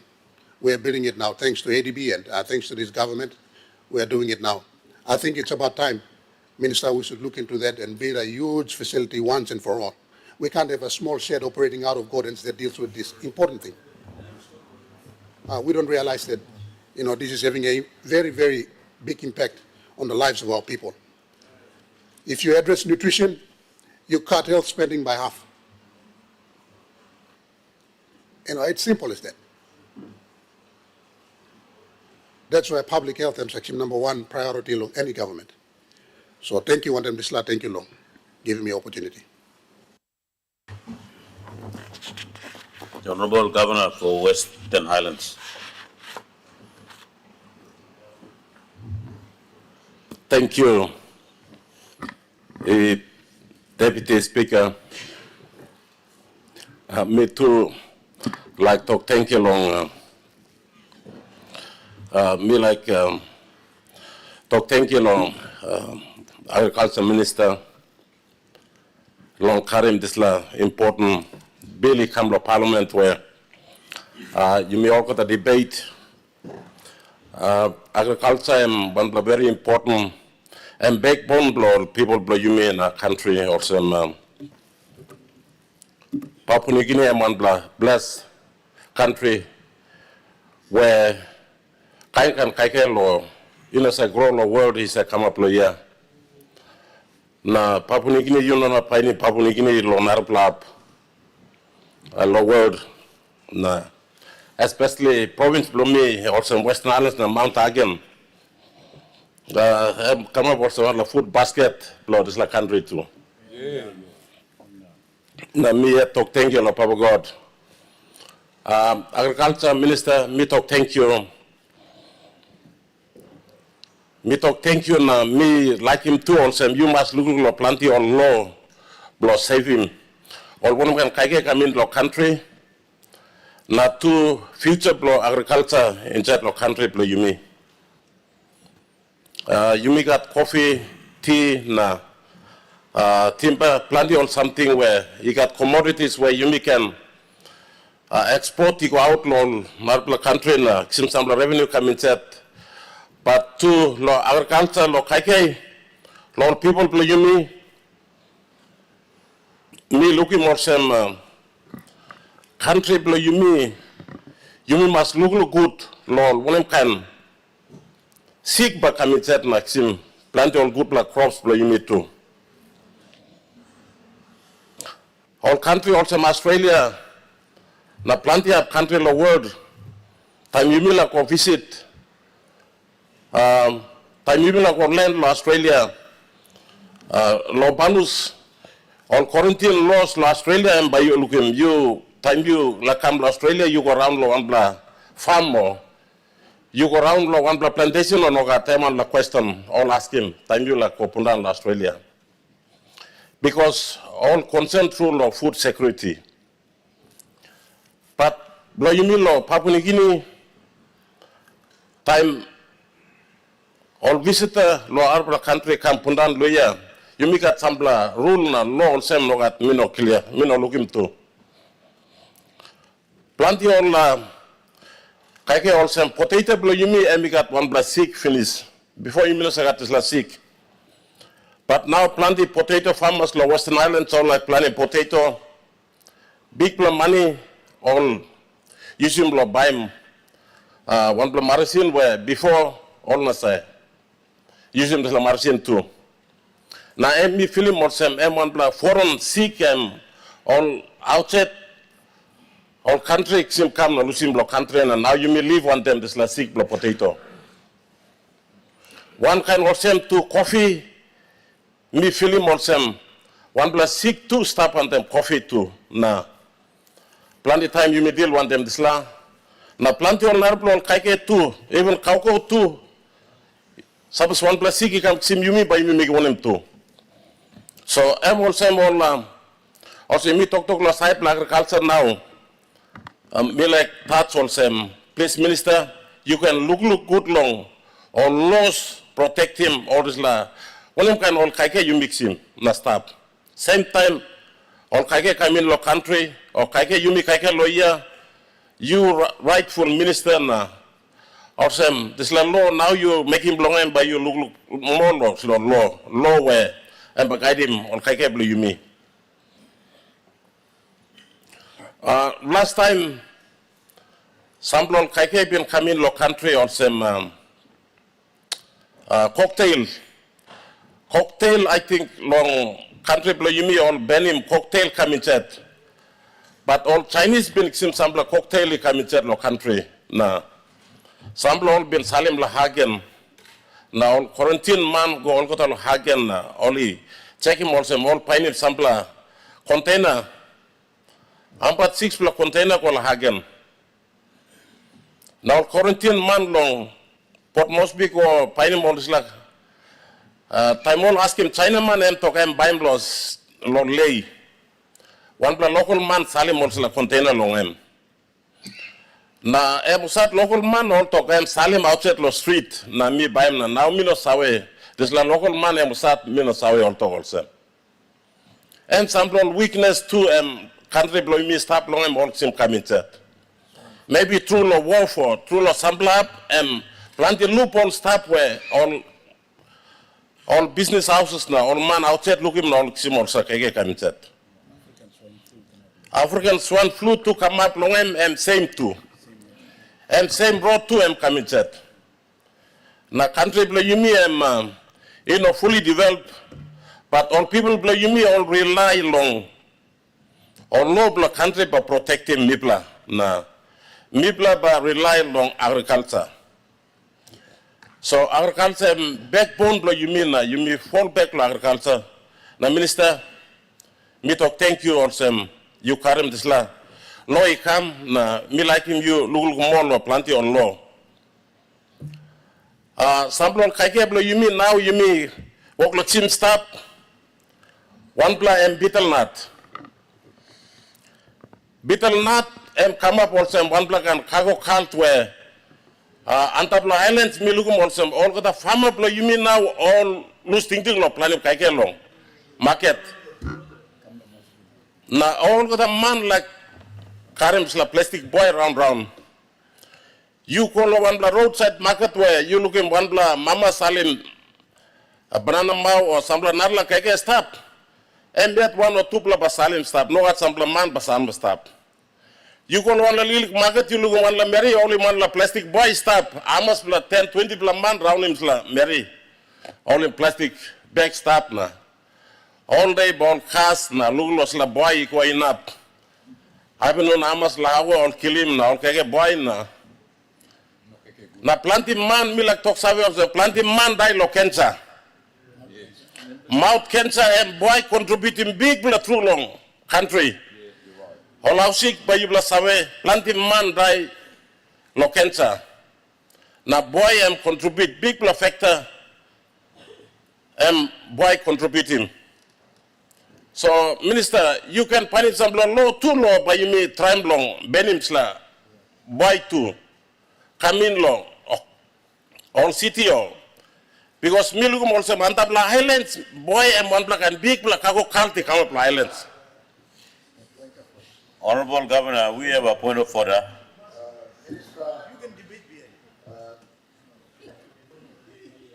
Acting Speaker, Governor is touching very critical point about agriculture. And he said it very well. His statement was to the point. But when he touched about Buai, I know Buai is trying to ban it, but you can't ban it. But Buai is also another commodity. So we must find how to regulate it. But when he touched more on Buai, he's sort of going outside the scope. So this is my point of order, Acting Speaker. Honorable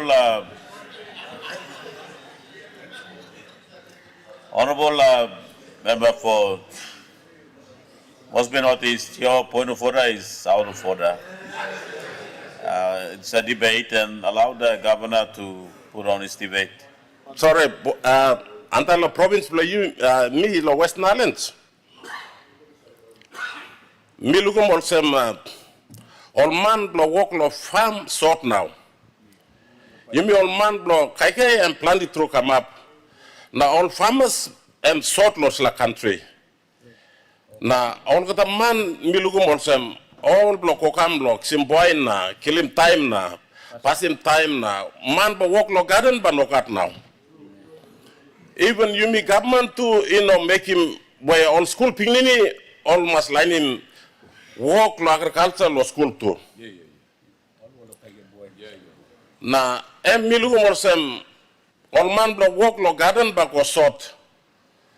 Na liglig man walk lo garden lo ngay mikat 4, 5, even 10 man baksim same kaike ko salim sim narla 5 kina narla baksim ko narla sim 5 kina go tutak man lo house kaike now and finish. And one farmer walk long and you remember making all same stop now. Boy and one big problem and contributing Antap Islands, you blow man on Nambis place where you blow planning boy and more right. And custom blow all custom or Tumbuna bin Kage come, but Antap Highlands, city of Mount Hagen and you black some big bagra blow boy staying now. Boy and some plenty old man pining. Si cancer na you blow man lo nambis you blow salim boy one la kambang you blow make him here. All talk all same la kambang all mix it one time. Some like fibro work sim boy all planting man sim cancer or mouse too.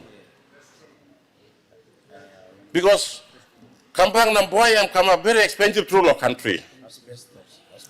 But all boy grow lo up lo but me sorry through lo talk all same but me trying to save him life too. Now future play you me too. So boy am come up one black and security risk, health risk. Now am giving me blah environment and make him environment he go nungut all gota. Paint him on lo bad picture long. All gota up lo province. Now lo city blow you me too. Ma planting man lo pot must be no got walk blown.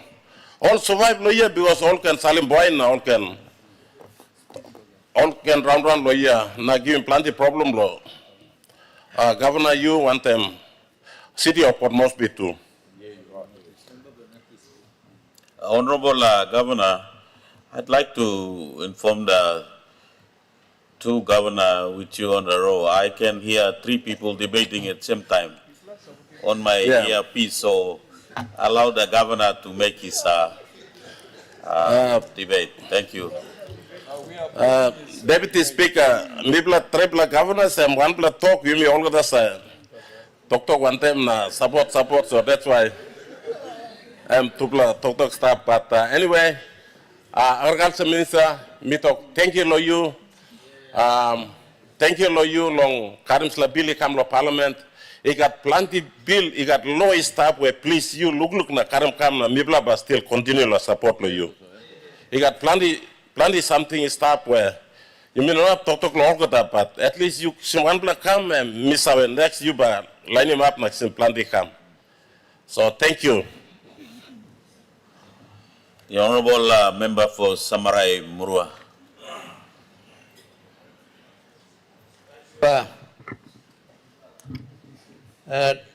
Acting Speaker will give me time long.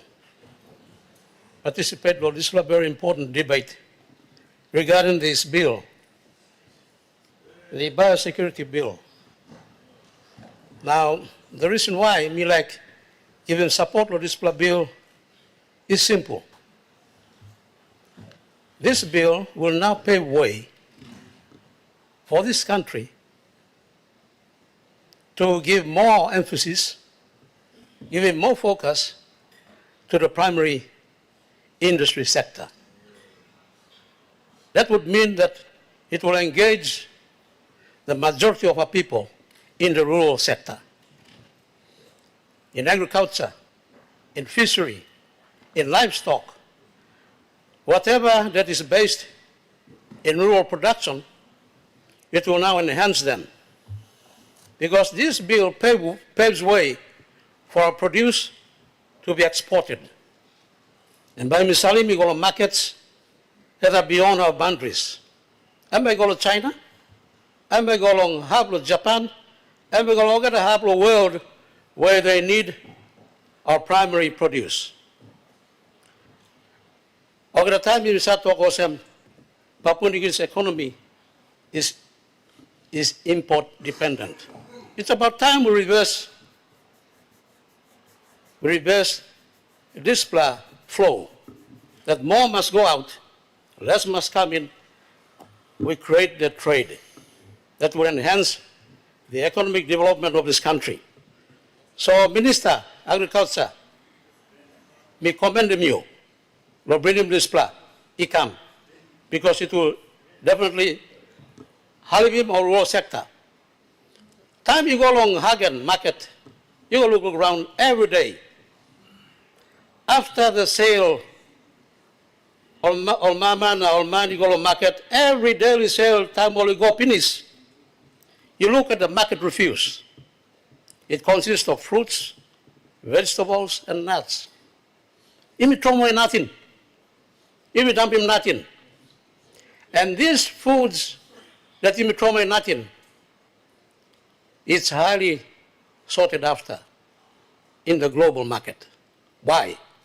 Because it is organically grown. Any organically grown commodity and certified in the global market, all manned by Raslongen. And we are now dumping tassel on markets, long Hagen, long Goroka, long Chimbu, long Wabeg, Gordons. You go all get a half of country, long Lay, long Rabal, long Kavian, long Sipik, long Wiwek. You go right through the country, you will see that the market refuse is in tons. And that's waste. That shouldn't be the case. Why? Because of market limitation in the country. We need to go abroad. You must go outside, this country of Papua New Guinea, to sell our produce that is organically grown.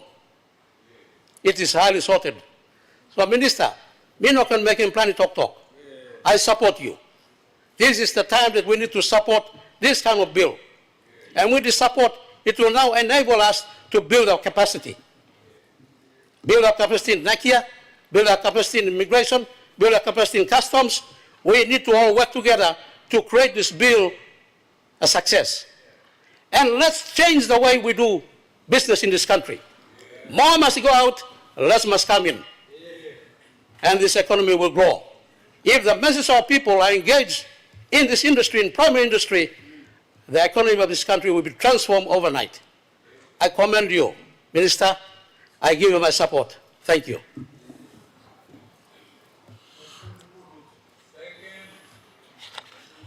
Minister for Health. Thank you, Acting Speaker. I'd like to stand to support this important bill presented by the Minister of Agriculture. I will speak on the context of public health.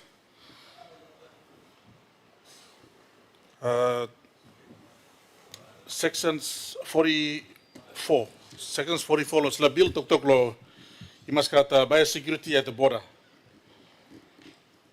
That's very important. The current poliovirus that is now detected in our country, especially at Ley, is confirmed to be the similar ones circulating in Indonesia. Today.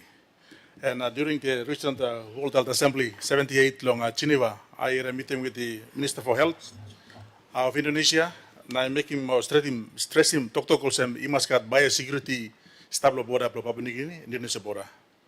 So I have this opportunity to announce today in this particular bill to say that it is a must. We must establish this important biosecurity system at the border as a matter of urgency. Section 41, 44, 45, 46, and Toktok this something. Recently, in the World Health Conference too, Papua New Guinea supporting Indonesia to become part of us, the World Western Pacific region. They have now transited from Southeast Asian region to Western Pacific region. That is now making it very important for us to stay together, stand together, collaborate on such important matters in terms of addressing public health within our region to stress these important points. So I want to stress again that we need this biosecurity system established at the border as a matter of urgency. I want to commend the former Minister for Health, Dr. Lino. He said something about having in place a national reference laboratory I want to confirm today the funding of 150 million kina supported by ADB is confirmed, and we'll be establishing that particular arrangement as a matter of priority. Milato, thank you long. Former Ministers of Health, Lotisla system in place. This will be constructed Laloki within the Department of Health land. As part of the Laloki precinct, we will improve that particular area of our country. So Milato, so clear today, we must now take this opportunity, riding on what is now in place, supported by Indonesia. They are willing to support us. It's up to us now, having this particular bill in place. Let's make this as our important agenda. Thank you. Thank you, Speaker. The question is that the question be put. Those in favor say aye. Aye. Those against say no. No. Ayes have it. The question is that the bill now be read the second time. Those in favor say aye. Aye. And those against say no. Ayes have it. Clerk.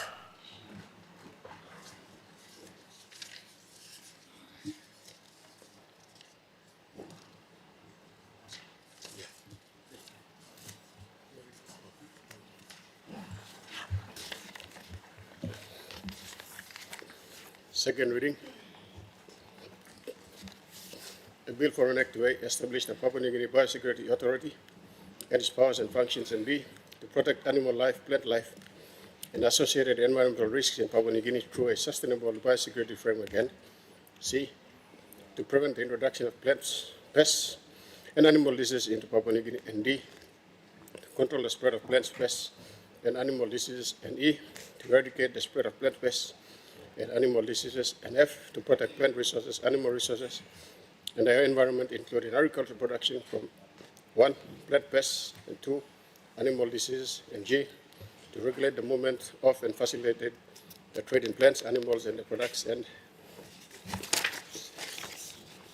H, to provide a biosecurity enforcement framework, and I, to create a robust environment for trade, investment, and agriculture production activities, and J, to give effect to the international standards under the World Trade Organization, sanitary and phytosanitary measures, and World Trade Organization Trade Facilitation Agreement, and K, to repeal and replace the National Agriculture Quarantine and Inspection Authority Act 1997 and for related purposes. Honorable members, I have to announce that I have received a message from His Excellency, the Governor General, dated 28 May 2025, recommending the expenditure of public monies of Papua New Guinea and imposition of taxation in accordance with Section 210 of the Constitution, insofar as the bill relates to the provide for such expenditure. Minister for Agriculture. Mr. Acting Speaker, I ask leave of the Parliament to move the third reading forthwith. Leave granted. Minister for Agriculture.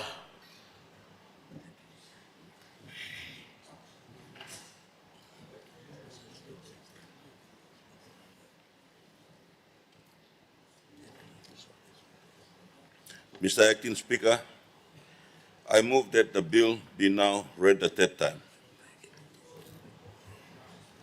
Governor for Oro. Mr. Acting Speaker, I just want to contribute to the wonderful debates and presentations already made here by my colleagues, and just want to support the bill. Well overdue. Well overdue. It'll open up markets for our farmers. But in order for this to be successful, we need to ensure that we have the supporting infrastructure in place, the necessary facilities and capacity to be able to benefit as much as we can from this bill, of this law that we are about to pass. We also have to ensure that we have the necessary training facilities for vets, as pointed out by the good governor for Morbe. We actually have only 2 Papua New Guinean vets, and we don't have training facilities for vets in this country. This is a huge, glaring reality that we must confront and do something about. So I totally agree with the governor for Morbe in his presentation. I always learn something from the governor. when he presents, including the fact that Krusako is nuts. I didn't know that, Governor, so thank you for that information. Anyway, continuing with my debate on this very important matter. One of the complaints that we have had is, how do we enter markets overseas? The markets of Australia, New Zealand, Europe, even China and other parts of Asia.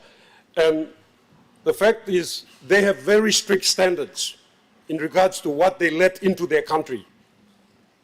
We can't expect them to lower those standards for us.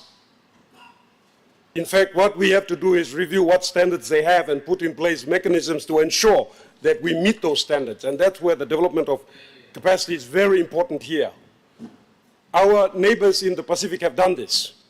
In fact, it's interesting to note here that Fiji's biosecurity protocols were constructed by Papua New Guinean scientists. They led that effort almost 10 years ago, under the watch of Dr. Sidney Suma, I believe. And he offered to do the same for Papua New Guinea about 10 years ago, unfortunately, his proposals fell on deaf ears then. And now you see Fiji, Samoa, Tonga, these small island nations doing very well exporting their crops all over the world.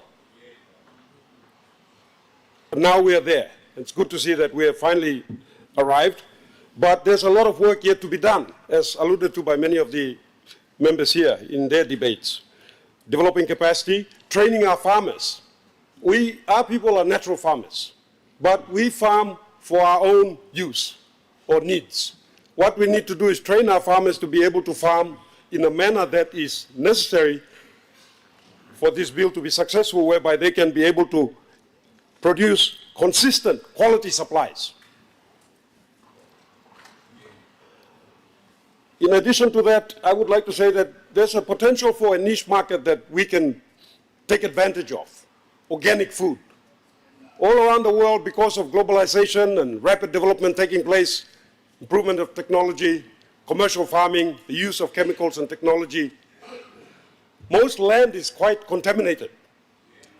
Papua New Guinea's land is very much raw, untapped, uncontaminated, but it will not remain so if we are not going to carefully guard this reality. So besides this, we have to look at how we can guard this, how we can tap into this niche market, how we can train our farmers so that they can farm the products that are needed out there and that are much in demand in many of these economies. I would also like to add that I think some of the organizations need help. NARI is doing a magnificent job, but they need more funding. We do not put enough money into research and development in this area, into agriculture. We need to look at this. We need to do more for that. As for Nakia, on the other hand, I have to say that in the last 10 years, I've witnessed the demise of Nakia. When I was Commissioner of Customs, that organization was actually way ahead of all of us. It was way ahead of immigration, way ahead of customs, way ahead of all the other authorities in terms of how it was meeting regional and world standard. Those standards in Nakia have dropped significantly, and I want to say that this is because of the poor management of that organization over the last 10 years. So, Minister, you need to do a diagnostic review of that organization. That organization is going to be pivotal in you ensuring that this bill, these laws are successful, and that our farmers benefit, our nation benefits from the laws that we are about to enact now. And with that, I would say that you carry out an immediate diagnostic of that organization, a review, take an approach whereby it's a sick entity, it needs treatment, and this diagnostic will expose that. And you can get experts from around the world, even our neighbors, and they can help you carry out this diagnostic and completely overhaul that organization so that it can be a modern, relevant entity that is able to ensure that this bill and laws that we pass are meaningful and just. Thank you. The opposition leader. Thank you.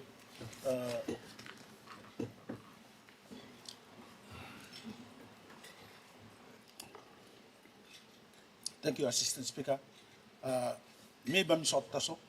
I'll try my best to be short. First of all, Assistant Speaker, me like talk awesome, me one bill legislative bill come, and I'm here to speak in support of that bill. simply because it's well overdue and it must happen now. Now, me like talk, Hamawas na talk, thank you, Lo, former Agriculture Minister, the member for Goroka, Lo walk blue you. I want to also say thank you to the current minister that you have taken it on board and you brought it forward for this, the enactment by this parliament. Mr. Speaker, we cannot avoid the fact that we are part of the international community. Now, because we are part of the international community, we will face such threats in our country. And Mr. Speaker, Assistant Speaker, when the governor for Western Highlands was speaking, he highlighted some of the common diseases that are already in our country, like the cocoa borer disease that came and destroyed a lot of our cocoa trees, the coffee rust, the swine flu that comes and goes, affecting a lot of our pigs, and the bird flu. We can name a lot of them, but I haven't mentioned a few. I would like to speak on the importance of this Biosecurity Bill. Mr. Assistant Speaker, the protection of our economy is very, very important. You look at what's happened in Congo Basin, in the Africas. Time cocoa blow died. Almost the entire cocoa plantations in the Africas were destroyed by disease. And when it destroyed their cocoa, it also depleted their economy. I'm affecting economy law. Also, this bill now that the Minister you can come is very important for the security of this nation. It protects our economy. It makes certain that we have a buffer protecting our crops. We're not only talking about our crops, but we're talking about the animals in our country as well. We also, through this bill, we also protect our environment, Mr. Assistant Speaker. It assists us to protect our environment so that introduced diseases that come in can be stopped before they come into our environment. And that is very, very important. The negative impacts of these diseases, of pests that destroy crops, weeds that are introduced into our country, and other contaminants. And so I gave an example about the Republic of Congo. You just have to go through the website and have a look at it, and you'll be surprised at the millions that they've lost because of diseases. Mr. Speaker, through support, Mr. Minister, it is very, very important that the introduction of more biosecurity officers be introduced. And I'm talking about not only for Port Moresby, Lae, and the major centers, but also the other provinces, marine provinces, and through air transport also, that we must have more biosecurity officers stationed. And it gives you that opportunity now, Minister, and the Treasurer, and the Prime Minister, and the Cabinet, that funds are made available. We know it will cost you a lot of money to set up this office, but it gives you this opportunity now, Minister, through you, Assistant Speaker, that the government has to be serious about putting money where it matters most. And so, Mr. Speaker, I would like to thank the Minister, and finally let me say this. Thank you. Finally, let me say this. Plenty bill is a come law this house. This is one that is well overdue. Now, all ministers, if you stop law, all economic sectors, agriculture, forest, all NAPLA sectors, this country needs this type of bill so that you may strengthen economy blowing. You may strengthening country below me. Plenty time, all man come overseas, all like look him rice farm below me. You may put him all that's all can, you may carry him go rice farm below me. You may carry him go cocoa farms below me. Coconut plantations. We take them to the coffee plantations. This bill now can give us the opportunity to check them before they get out there. Because some man come inside the country blame me. Some our friends blame me. Some no friends blame me. Or come no pretend that's all. Or can see come inside the country. Lo barang country blame me. So you must look good. You mean scrutinize him. This kind man come inside, and we make certain that this kind bill time you carry him come. You make certain that you give him enough support so that these bills are passed for the benefit of our nation. Minister, let me commend you and commend the government for such a bill that is presented today. Thank you. Deputy Prime Minister. Mr. Assistant Speaker, to give me an opportunity to debate and support this bill. First of all, commendations to the Agriculture Minister on this very, very important piece of paper that's been tabled so that we can be able to amend the laws to suit an improvement in our agriculture space. Only thing is, it took 20 years to get here. So, Minister, big recommendation to you and your predecessors from agriculture. So after 20 years, we finally got it. So let us work faster in this space, lo, work him. And now you see now, you work him, let me, I'm a master. Just few key things to point out here, Minister, in the Biosecurity Act. You quite rightfully pointed out they're outdated and not compliant with World Trade Organization requirements in relation to trade. Very important aspect there. The other thing why I wanted to point out is the appropriate international accepted safety and health standards to import and export goods, and further obligate countries to implement the internationally accepted standards by administrative and legislative means. Why I wanted to point that out was I had the good fortune to represent our country to attend APEC last year. And whilst attending APEC in Peru, I wanted to see how the agriculture was, what was the biggest commodities in Peru. And one of the biggest ones was the export of the agriculture produce. And it was quite fascinating. And I always used to wonder, why did other countries not get our imports, our exports from agriculture commodities, why did they always not have them in big numbers? So having a look at the Peru on a site visit, I looked there and they pointed out, they had a small organization called SENASA. It was quite similar to what our NACIA is. And they said, Deputy PM, it was a very simple measure, which is focused on agriculture, and we made something similar to your NACIA, improved and made it essential so that it met all the export obligations for our country. And Peru, which is about a population of about 34 million people with 1.2 million square meters of land, but most of it very rugged, not like our country, which has very arable, good agricultural soil.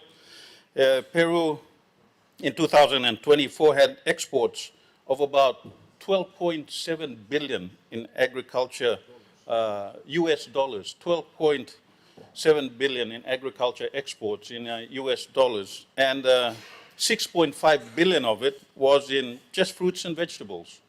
And it was fixed by just one thing, the biosecurity laws, similar to what you are proposing now and what government we're putting towards on the table now. So it is one of the key infrastructures that we need to do, not just to support in policies, in support in everything else, but that is a key. That is a key for us to be able to meet those agricultural limitations, standards that we are supposed to export to other countries that require this. So if we can replicate that in a small way and have that very, very small thing done after waiting for 20 years, then that will be able for us to export our agriculture and also be able to replace our extractive industries when it comes to an end. It is a way forward. It is a way forward for us as a nation. In Papua New Guinea, we had about 1.2 billion in agricultural exports. This was, but mainly it was attributed to significant cocoa prices rise in the last couple of years. So this needs to be improved so that we not only have agricultural exports in cocoa, in coffee and other cash crops, but it should also be for fruits, for vegetables, Mr. Assistant Speaker, so that our people who are hardworking people who have the land available can be able to toil the land, and us as government needs to put the regulatory framework, the policies, and ensure that our people are able to export those to countries that will accept them, like China, as my good governor pointed out, and a few other countries that will be able to eat the produce that we send overseas. But it's not only policy. It is not only the regulatory framework that we put on now. It is one part of it. It also leads us back to the Connect PNG program that we put. It opens up a lot of our rural Papua New Guinea to enable these things to happen. Once we open up the rural Papua New Guinea, it will open up markets for us. It will be able to enhance our rural people to bring these into town, be able to market it. The biggest problems we have with this is limited infrastructure. So Connect PNG will also complement and open that up. Inadequate transportation, that will be able to open it up to storage facilities, which our government will try to ensure that we build and improve on that. Market access that we need to improve also. We also need to put in value-added processing plants and facilities so that we can be able to meet the standards of other countries that are able to be importing these. For us to meet those standards, it is our role as government to ensure these processes and these standards are done. The targeted investments in agriculture, training, marketing policy, and regulatory frameworks will enhance our exports, Mr. Assistant Speaker. That will greatly enhance our exports and will also make us move towards creating jobs for our people and be able to make more foreign exchange imports for our country. With that, Mr. Assistant Speaker, I'd like to again compliment the current Agricultural Minister and the former Agricultural Minister for this critical piece of bill that we can be able to do so that we can be able to meet the outstanding commitments to our people in creating jobs and helping exports for our country. Thank you very much. Prime Minister. Mr. Assistant Speaker, me like ask him, Parliament will give him full support for this law. Lord, thank you, Lord. Our leadership me sit down right through, now you me debate him this plan, I ready to pass him. Great commendations to the Minister. Thank you, Lord, you take him France here along, bring him law he passed, and possibly your first ever law as Minister to be passed, and an important law for that matter. Border protection of our border is important. Biosecurity, this bill is also directly in the heart of it, is protecting our sovereignty from bio-insecurity. And I may clearly put him, you may long, was long all kaikai blimi, all plant blimi, all animals blimi. Mr. Assistant Speaker, our country is home to 6% of world's biodiversity. This 6% of world's biodiversity, a substantial element of it is uniquely endemic just to our country. Uniquely endemic to our country, and biodiversity, in my view and considered view, in the heart of it lies the economic security of our country. Our biodiversity is our wealth. It must be protected. This bill now makes redundant the old bill that carried our biosecurity protection and now uplifts it to a modernized level. It achieves two purposes. One plan, will protect him infiltration along all sea coming inside long country blimi through all animals and plant. You make clear country blimi, you got land border, you got saltwater border, you got air border, now you got water border too. Fly River, over 30 kilometers of Fly River and water border.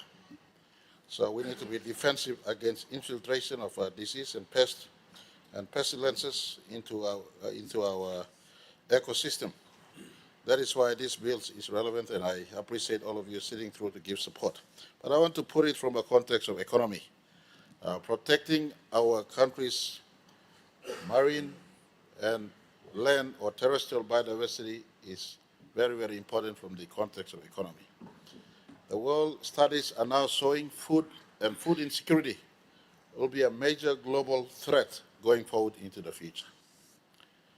And our country has great propensity to be a major food production basin or country, especially in the face of over 5 billion people that lives within us, 4 to 5 billion people within us in Asia proper, West Asia, Southeast Asia, and North Asia, not mentioning the American continents and afar off.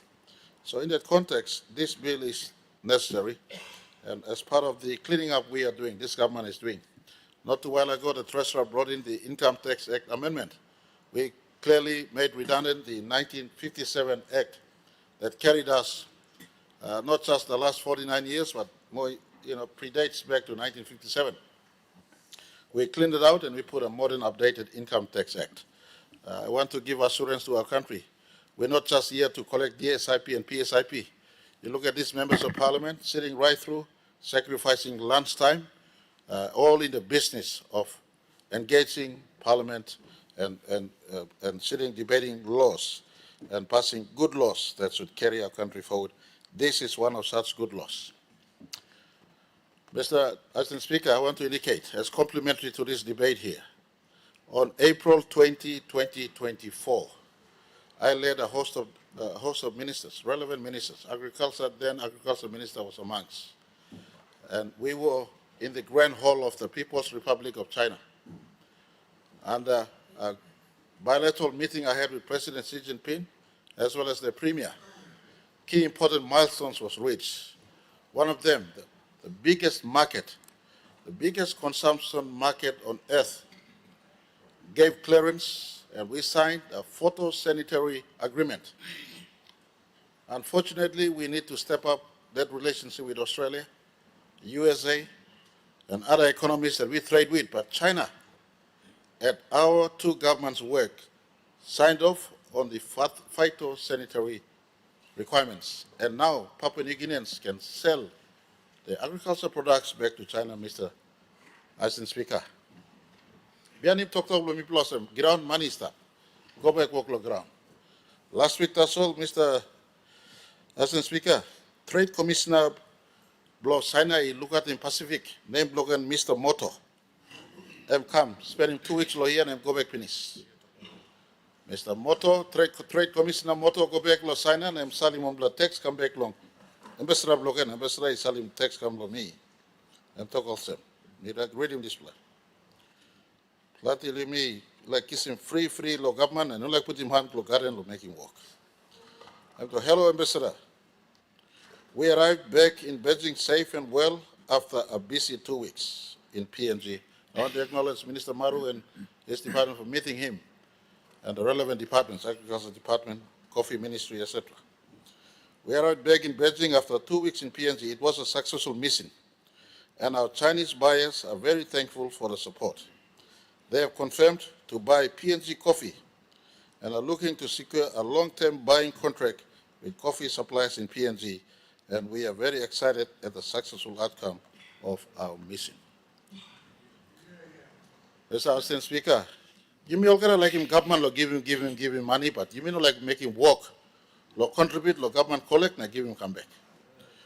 We have now signed, and with China, we've signed the best and biggest ever agreement for our cacao, for our coffee, for our oil palm, for our vanilla, for our livestock, world type, to go back. This bill now envelopes and protects our own borders and also make it compatible with China, with South Korea, with Japan, with Philippines, with Indonesia, and with Australia. Australia, we're in deep discussion as part of our relationship. We're not only about receiving aid and grant. In fact, the last 6 years, we've been focused more on trade and reducing our dependence on aid and grant. I want to thank all members for sitting in. This may seem small, but it's a monumental law we're passing. The backdrop trying to get our people who own land to go into shifting from subsistence agriculture to commercial agriculture. And I know the need for us to empower the ministers and ministries concerned in biosecurity, border defense, making sure security is okay, lab is stepped up, but all of this hinges on the laws that we pass. Passing law and follow suit. Government gives commitment to resource where it matters so we could make sure our products are safely exported to markets. This government has been working with, that's why we appointed Minister Maru and his team. He is now out there establishing market for us. These amendments complements this sort of drive, and for us to ramp up production to export, for us export within reach to the Asian marketplace, Southeast Asian marketplace. I want to commend the minister. Since he came on board, he was aggressive in this space. Now, when this parliament gives you the support, I want to commit this government to enveloping this organization with the necessary support, stand as the watchman in defending our 6% biodiversity and all the seed banks we have in our country in as far as our ecology is concerned. And as we make this defense, the call is on all of us out there, far and wide, provincial governors, districts, get engaged in transferring our people into commercial agriculture and productive agriculture. Market has been secured by government as we speak. The onus is on us to produce and to sell reliable supplies back to those contracts that we secure in as far as our government's intention to ramp up agricultural productivity is concerned. This bill is timely, complements our intention to step up agriculture, and I commend this parliament to give unreserved support to the minister. The question is that the question be now put. Those in favor say aye. Aye. Those in against say no. The ayes have it. The question is that the bill be now read a third time.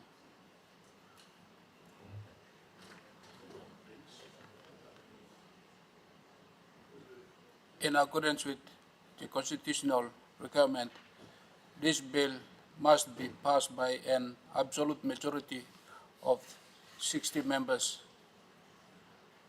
Clerk, please ring the bell.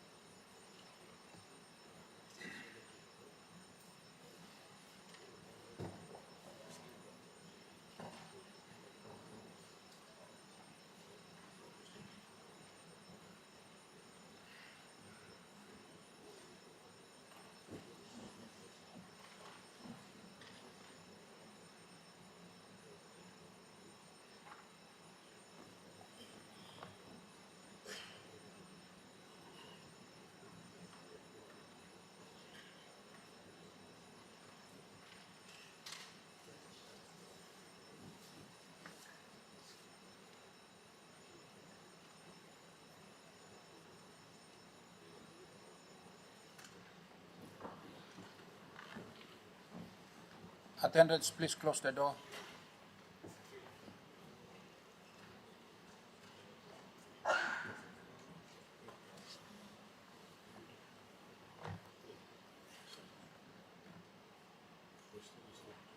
The question is that the bill be now read a third time. Would those in favor please stand?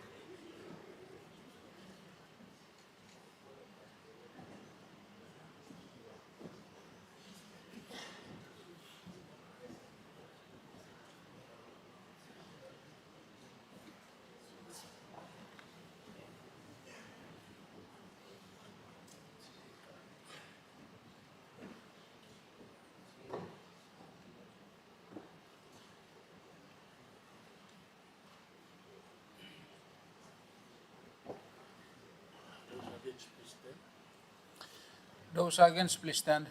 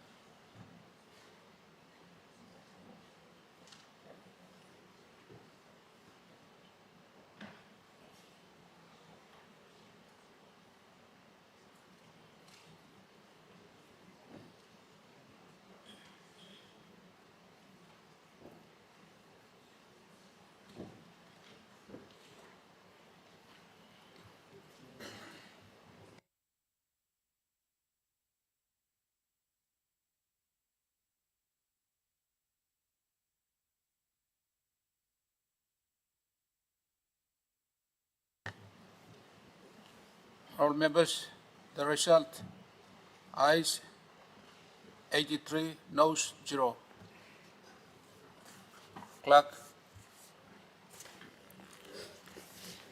Third reading, a bill for an act to A, establish the Papua New Guinea Biosecurity Authority and its powers and functions, and B, to protect animal life, plant life, and associated environmental risks in Papua New Guinea through a sustainable biosecurity framework, and C, to prevent the introduction of plant pests and animal diseases into Papua New Guinea, and D, to control the spread of pests and animal diseases, and E, to irrigate the spread of plant pests and animal diseases, and F, to protect plant resources, animal resources, and the environment, including agricultural production from 1, plant pests, and 2, animal diseases, and J, to regulate the movement of and facilitate the trade of plants and animals and the products, and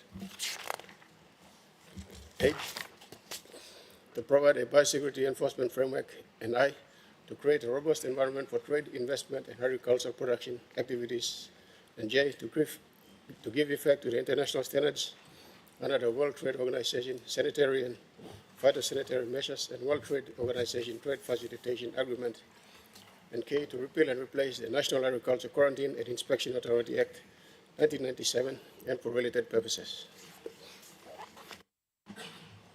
Thank you, Mr. Minister.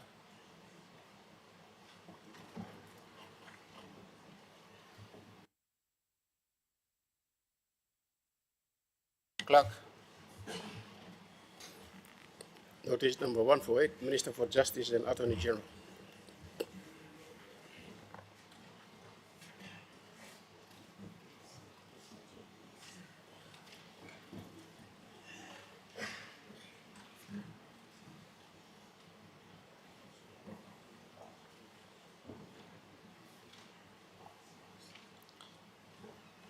Mr.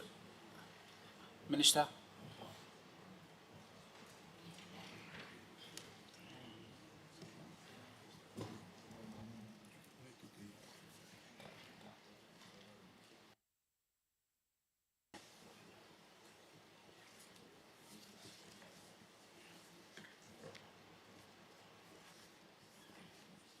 Assistant Speaker, I present Y2K Fairness in Litigation Repeal Bill 2024. Clerk. First reading. A bill for an act to repeal the Y2K Fairness in Litigation Act 1999. Minister. Mr. Assistant Speaker, I ask leave of the Parliament to move the second reading forthwith. Is leave granted?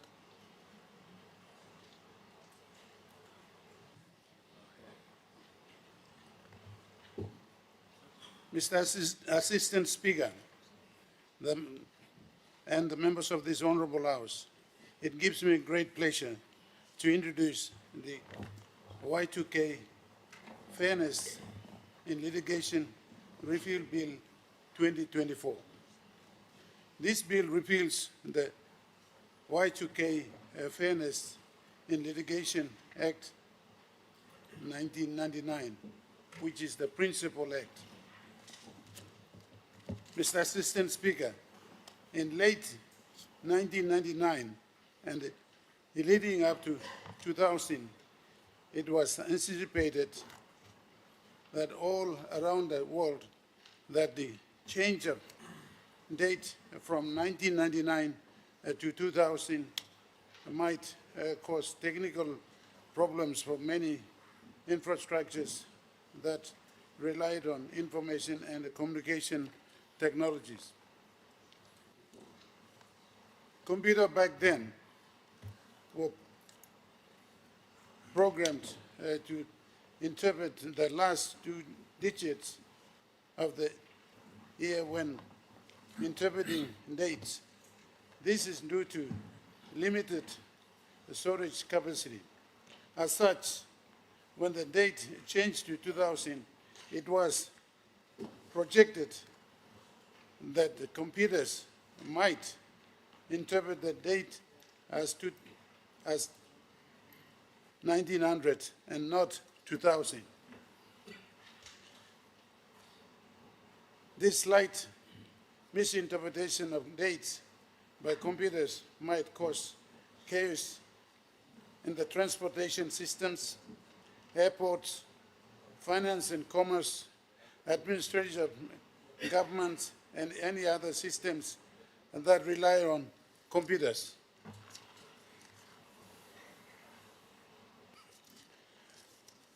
Mr. Assistant Speaker, the National Parliament observed that such technical problems may cause a significant increase in the volumes of litigation that could ultimately strain the judiciary in PNG.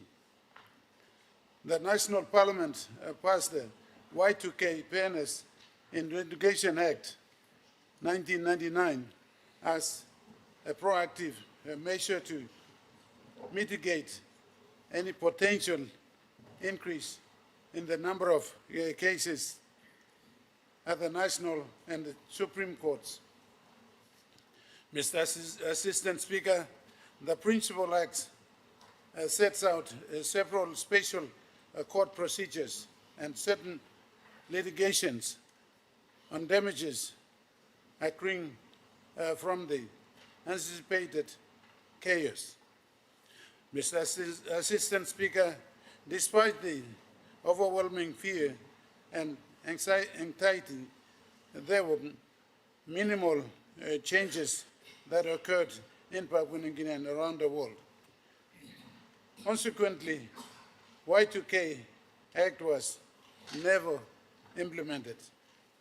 Mr. Assistant Speaker, in its wisdom, the Parliament sets 1st January 2000 as the date that the Y2K Act become operational, and 31st December 2003 as the date the Y2K Act would become obsolete. However, no reforms were undertaken to repeal the Y2K Act. As such, and the Y2K Act has still been recognized as part of PNG's laws for the past 21 years. Mr. Assistant Speaker, the bill gives effect to Section 3 of the Y2K Act by repealing the Y2K Act in its entirety and ensuring that all laws are consistent with the Constitution and other existing laws.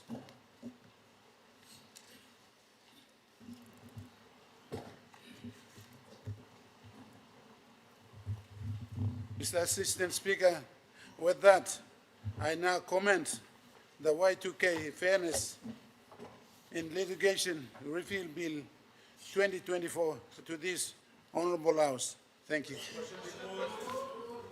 The question is that the question be now put. Those in favor say aye. Aye. Those in against say no. Ayes have it. The question is that the bill be now read at second time. Those in favor say aye. Aye. Those against say no. The ayes have it. Clerk. Second reading, a bill for an act to repeal the Y2K Fairness in Litigation Act 1999.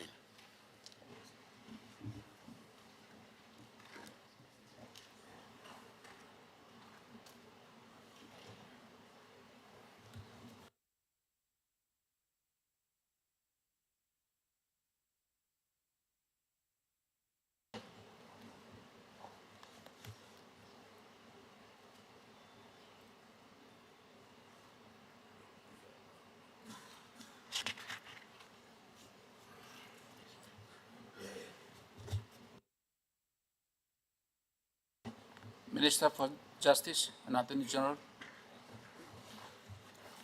Thank you, Assistant Speaker. I ask leave of this Parliament to move the third reading forthwith. Is leave granted? Leave granted. Minister. Mr. Assistant Speaker, I move that the bill now read the third time. The question is that the question be now put. Those in favor say aye. Aye. Those against say no. The ayes have it. The question is that the bill be now read a third time. Those in favor say aye. Aye. Those against say no. The ayes have it. Clerk. Third reading, a bill for an act to repeal the Y2K Fairness in Litigation Act 1999.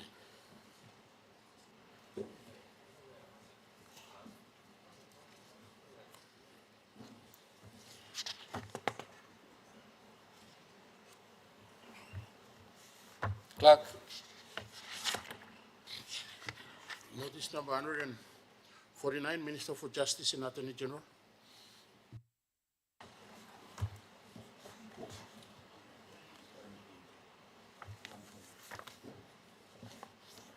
Mr. Assistant Speaker, I present the Customs Recognition Repeal Bill 2024. Clerk.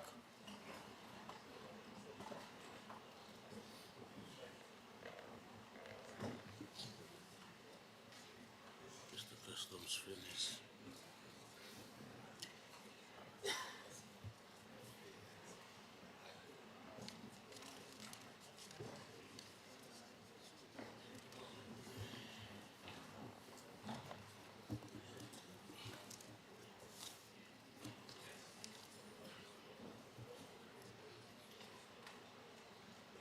First reading, a bill for an act to repeal the Customs Recognition Act, Chapter 19.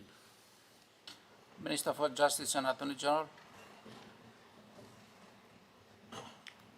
Mr. Assistant Speaker, I ask leave of the Parliament to move the second reading forthwith. Is leave granted? Leave granted. Minister. Mr. Assistant Speaker, I moved the bill be now read the second time. Make your speech.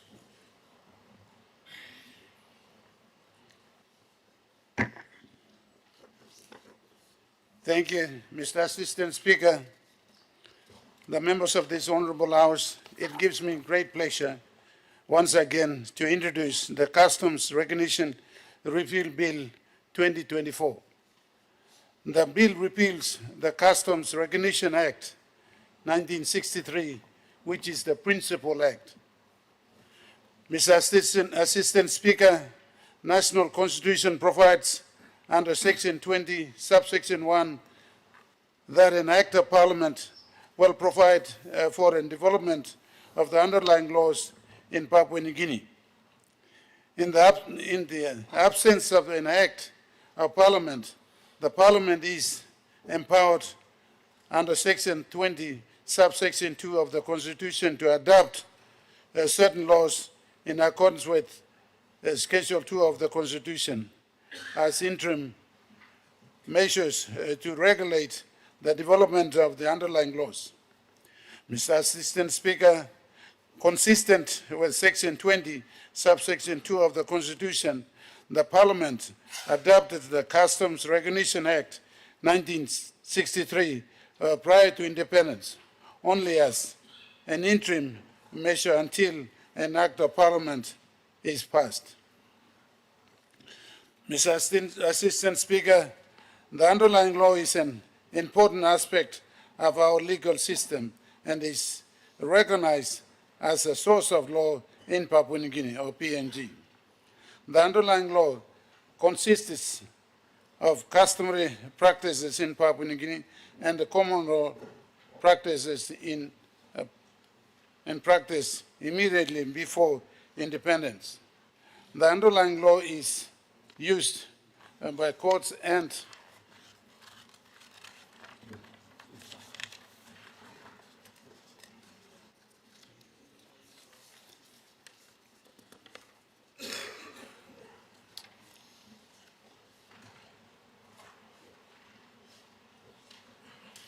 excuse me, to people pass on them.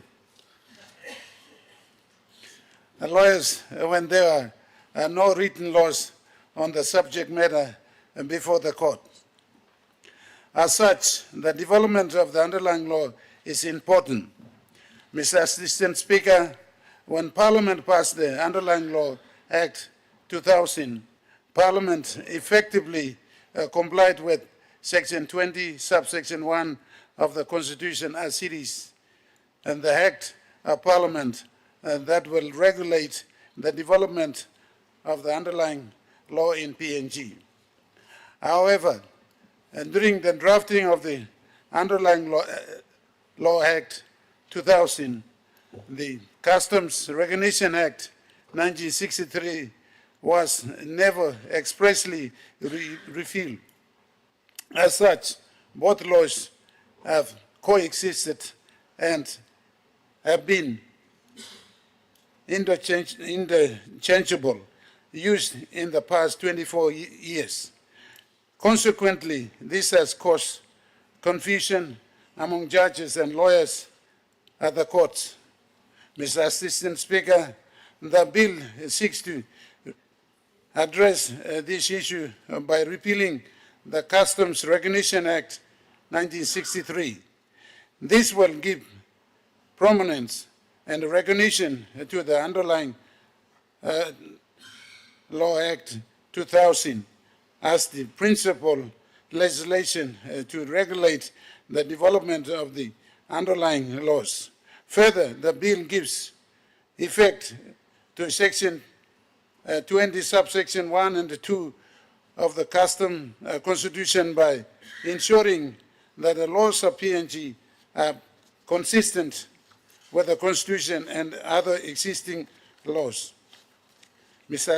Assistant Speaker, with that, I now commend the Customs Recognition Repeal Bill 2024 to this Honourable House.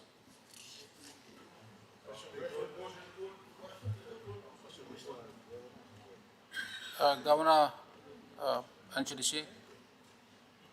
Thank you, Assistant Speaker, to give me a chance to talk. You know what plenty talk, Assistant Speaker. You may support him this repeal legislation. I think earlier on me raised him some reservation leak because me found also there is existing law. Now, Attorney General explained him now, Minister explained him also, you make up underlying Law Act 2000. So that caters for and provides for the requirement of the Constitution. So I just want to emphasize a bit of this law. Attorney General is aware, I had this debate with him on one-on-one, the development of underlying law of the Union. It's very important that Mr. Assistant Speaker, members of Parliament, that we develop this underlying law, especially customary law of the Union. Constitution under Section 4, we recognize him, Section 9, and recognize him the hierarchy of laws, not all the laws in PNG.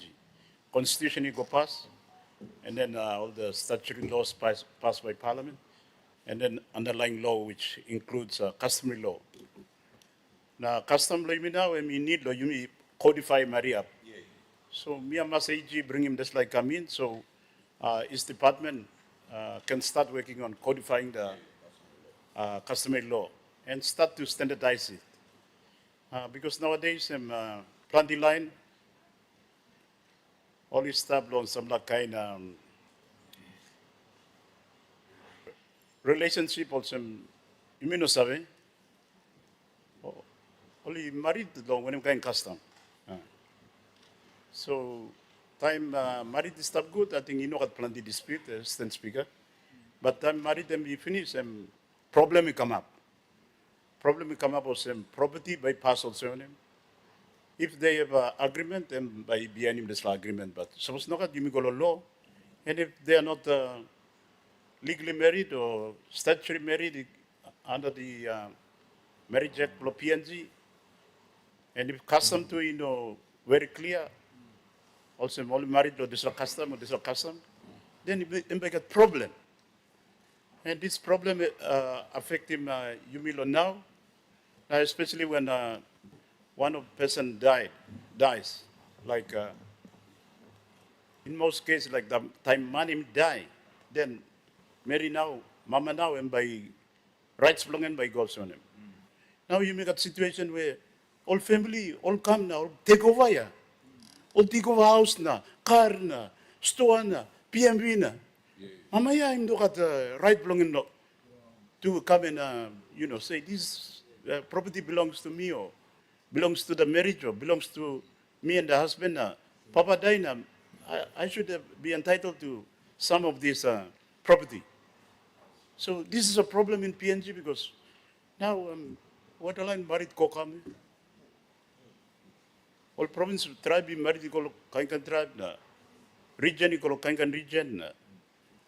Highlands ikolo Nambis na, Nambis ikolo Islands na, Momase na, Swigi ko na, Mariti ikolo Narblab na.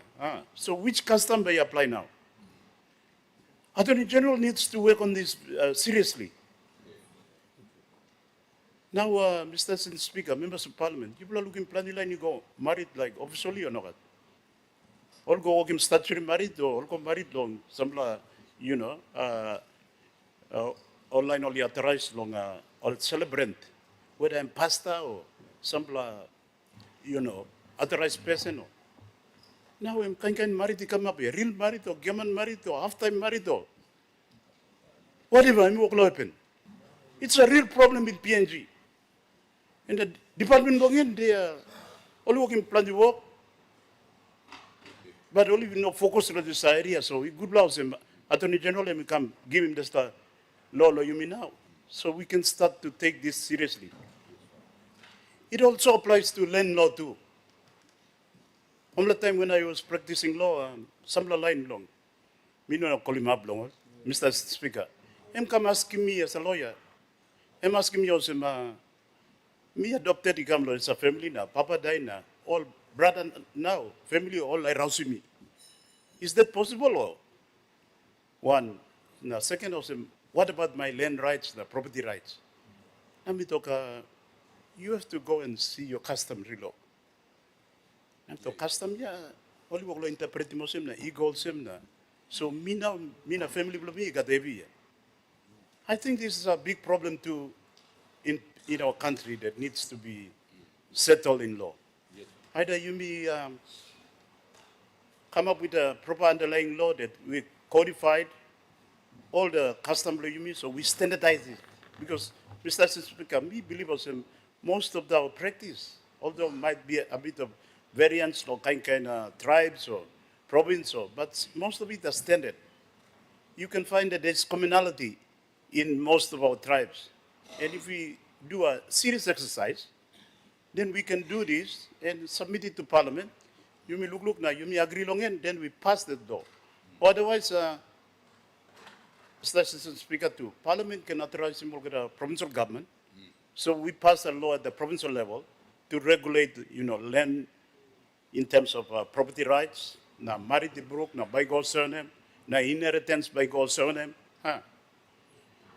Although we want to encourage our people to, do proper legal agreement, whatever, time blow, you may stop, I think, plenty blow, you mean, what will do, yeah?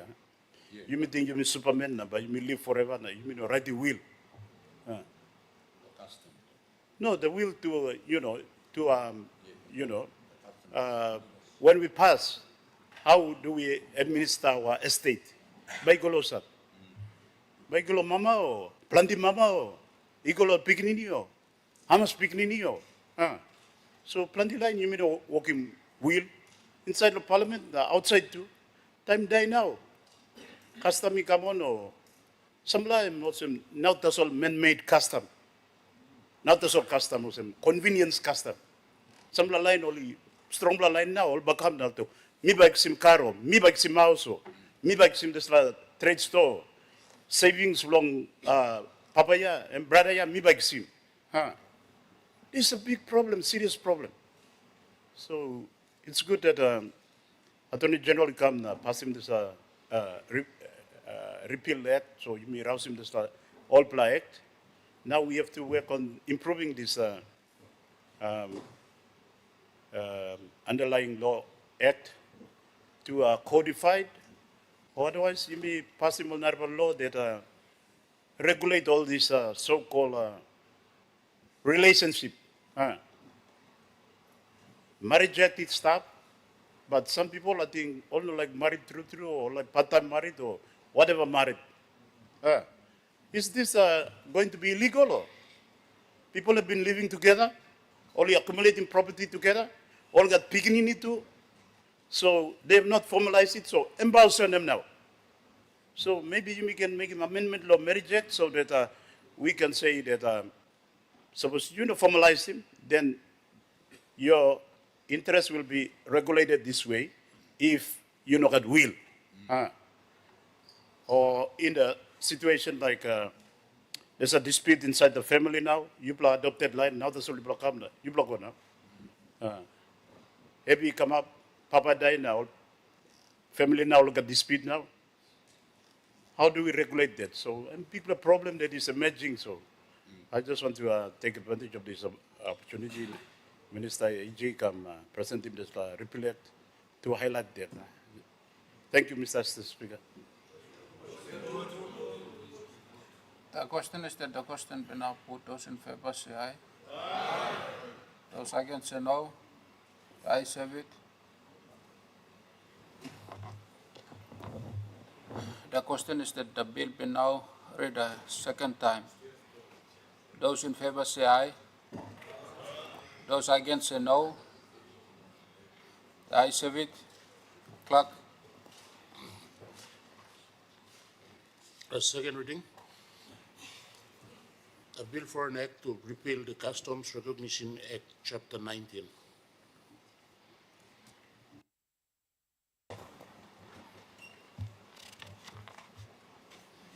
Minister for Justice.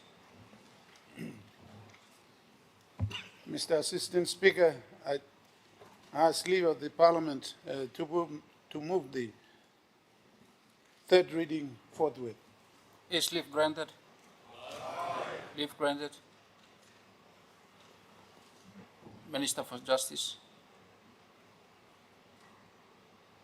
Mr. Assistant Speaker, I move that the bill be now read the third time. The question is that the question will now put. Those in favor say aye. Aye. Those against say no. Ayes have it. The question is that the bill be now read a third time. Those in favor say aye. Aye. Those against say no. The ayes have it. Clerk. Third reading. A bill for an act to repeal the Customs Recognition Act, Chapter 19.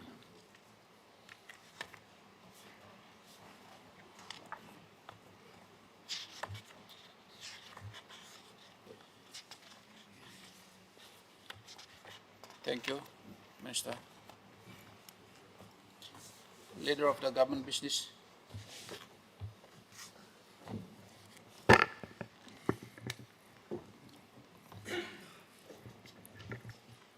Deputy Acting Speaker, I ask leave of Parliament to move a motion without notice. Is leave granted? Leave granted. Leader of the Government Business. Deputy Speaker, Acting Speaker, I move that a leave of absence be granted to Messrs. Job Pomat, Theo Pelgan, Maso Hewabi, and Ms. Francisca Samoso for the duration of this meeting due to ill health. The question is that the motion be agreed to. Those in favor say aye. Aye. Those against say no. Ayes have it. The Leader of the Government Business. Deputy Acting Speaker, I move that Parliament do now adjourn until tomorrow, 10 o'clock a.m. The question is that the motion be agreed to. Those in favor say aye. Aye. Those are against say no. The ayes have it. Honorable members, I now adjourn the Parliament to tomorrow, 10 o'clock a.m.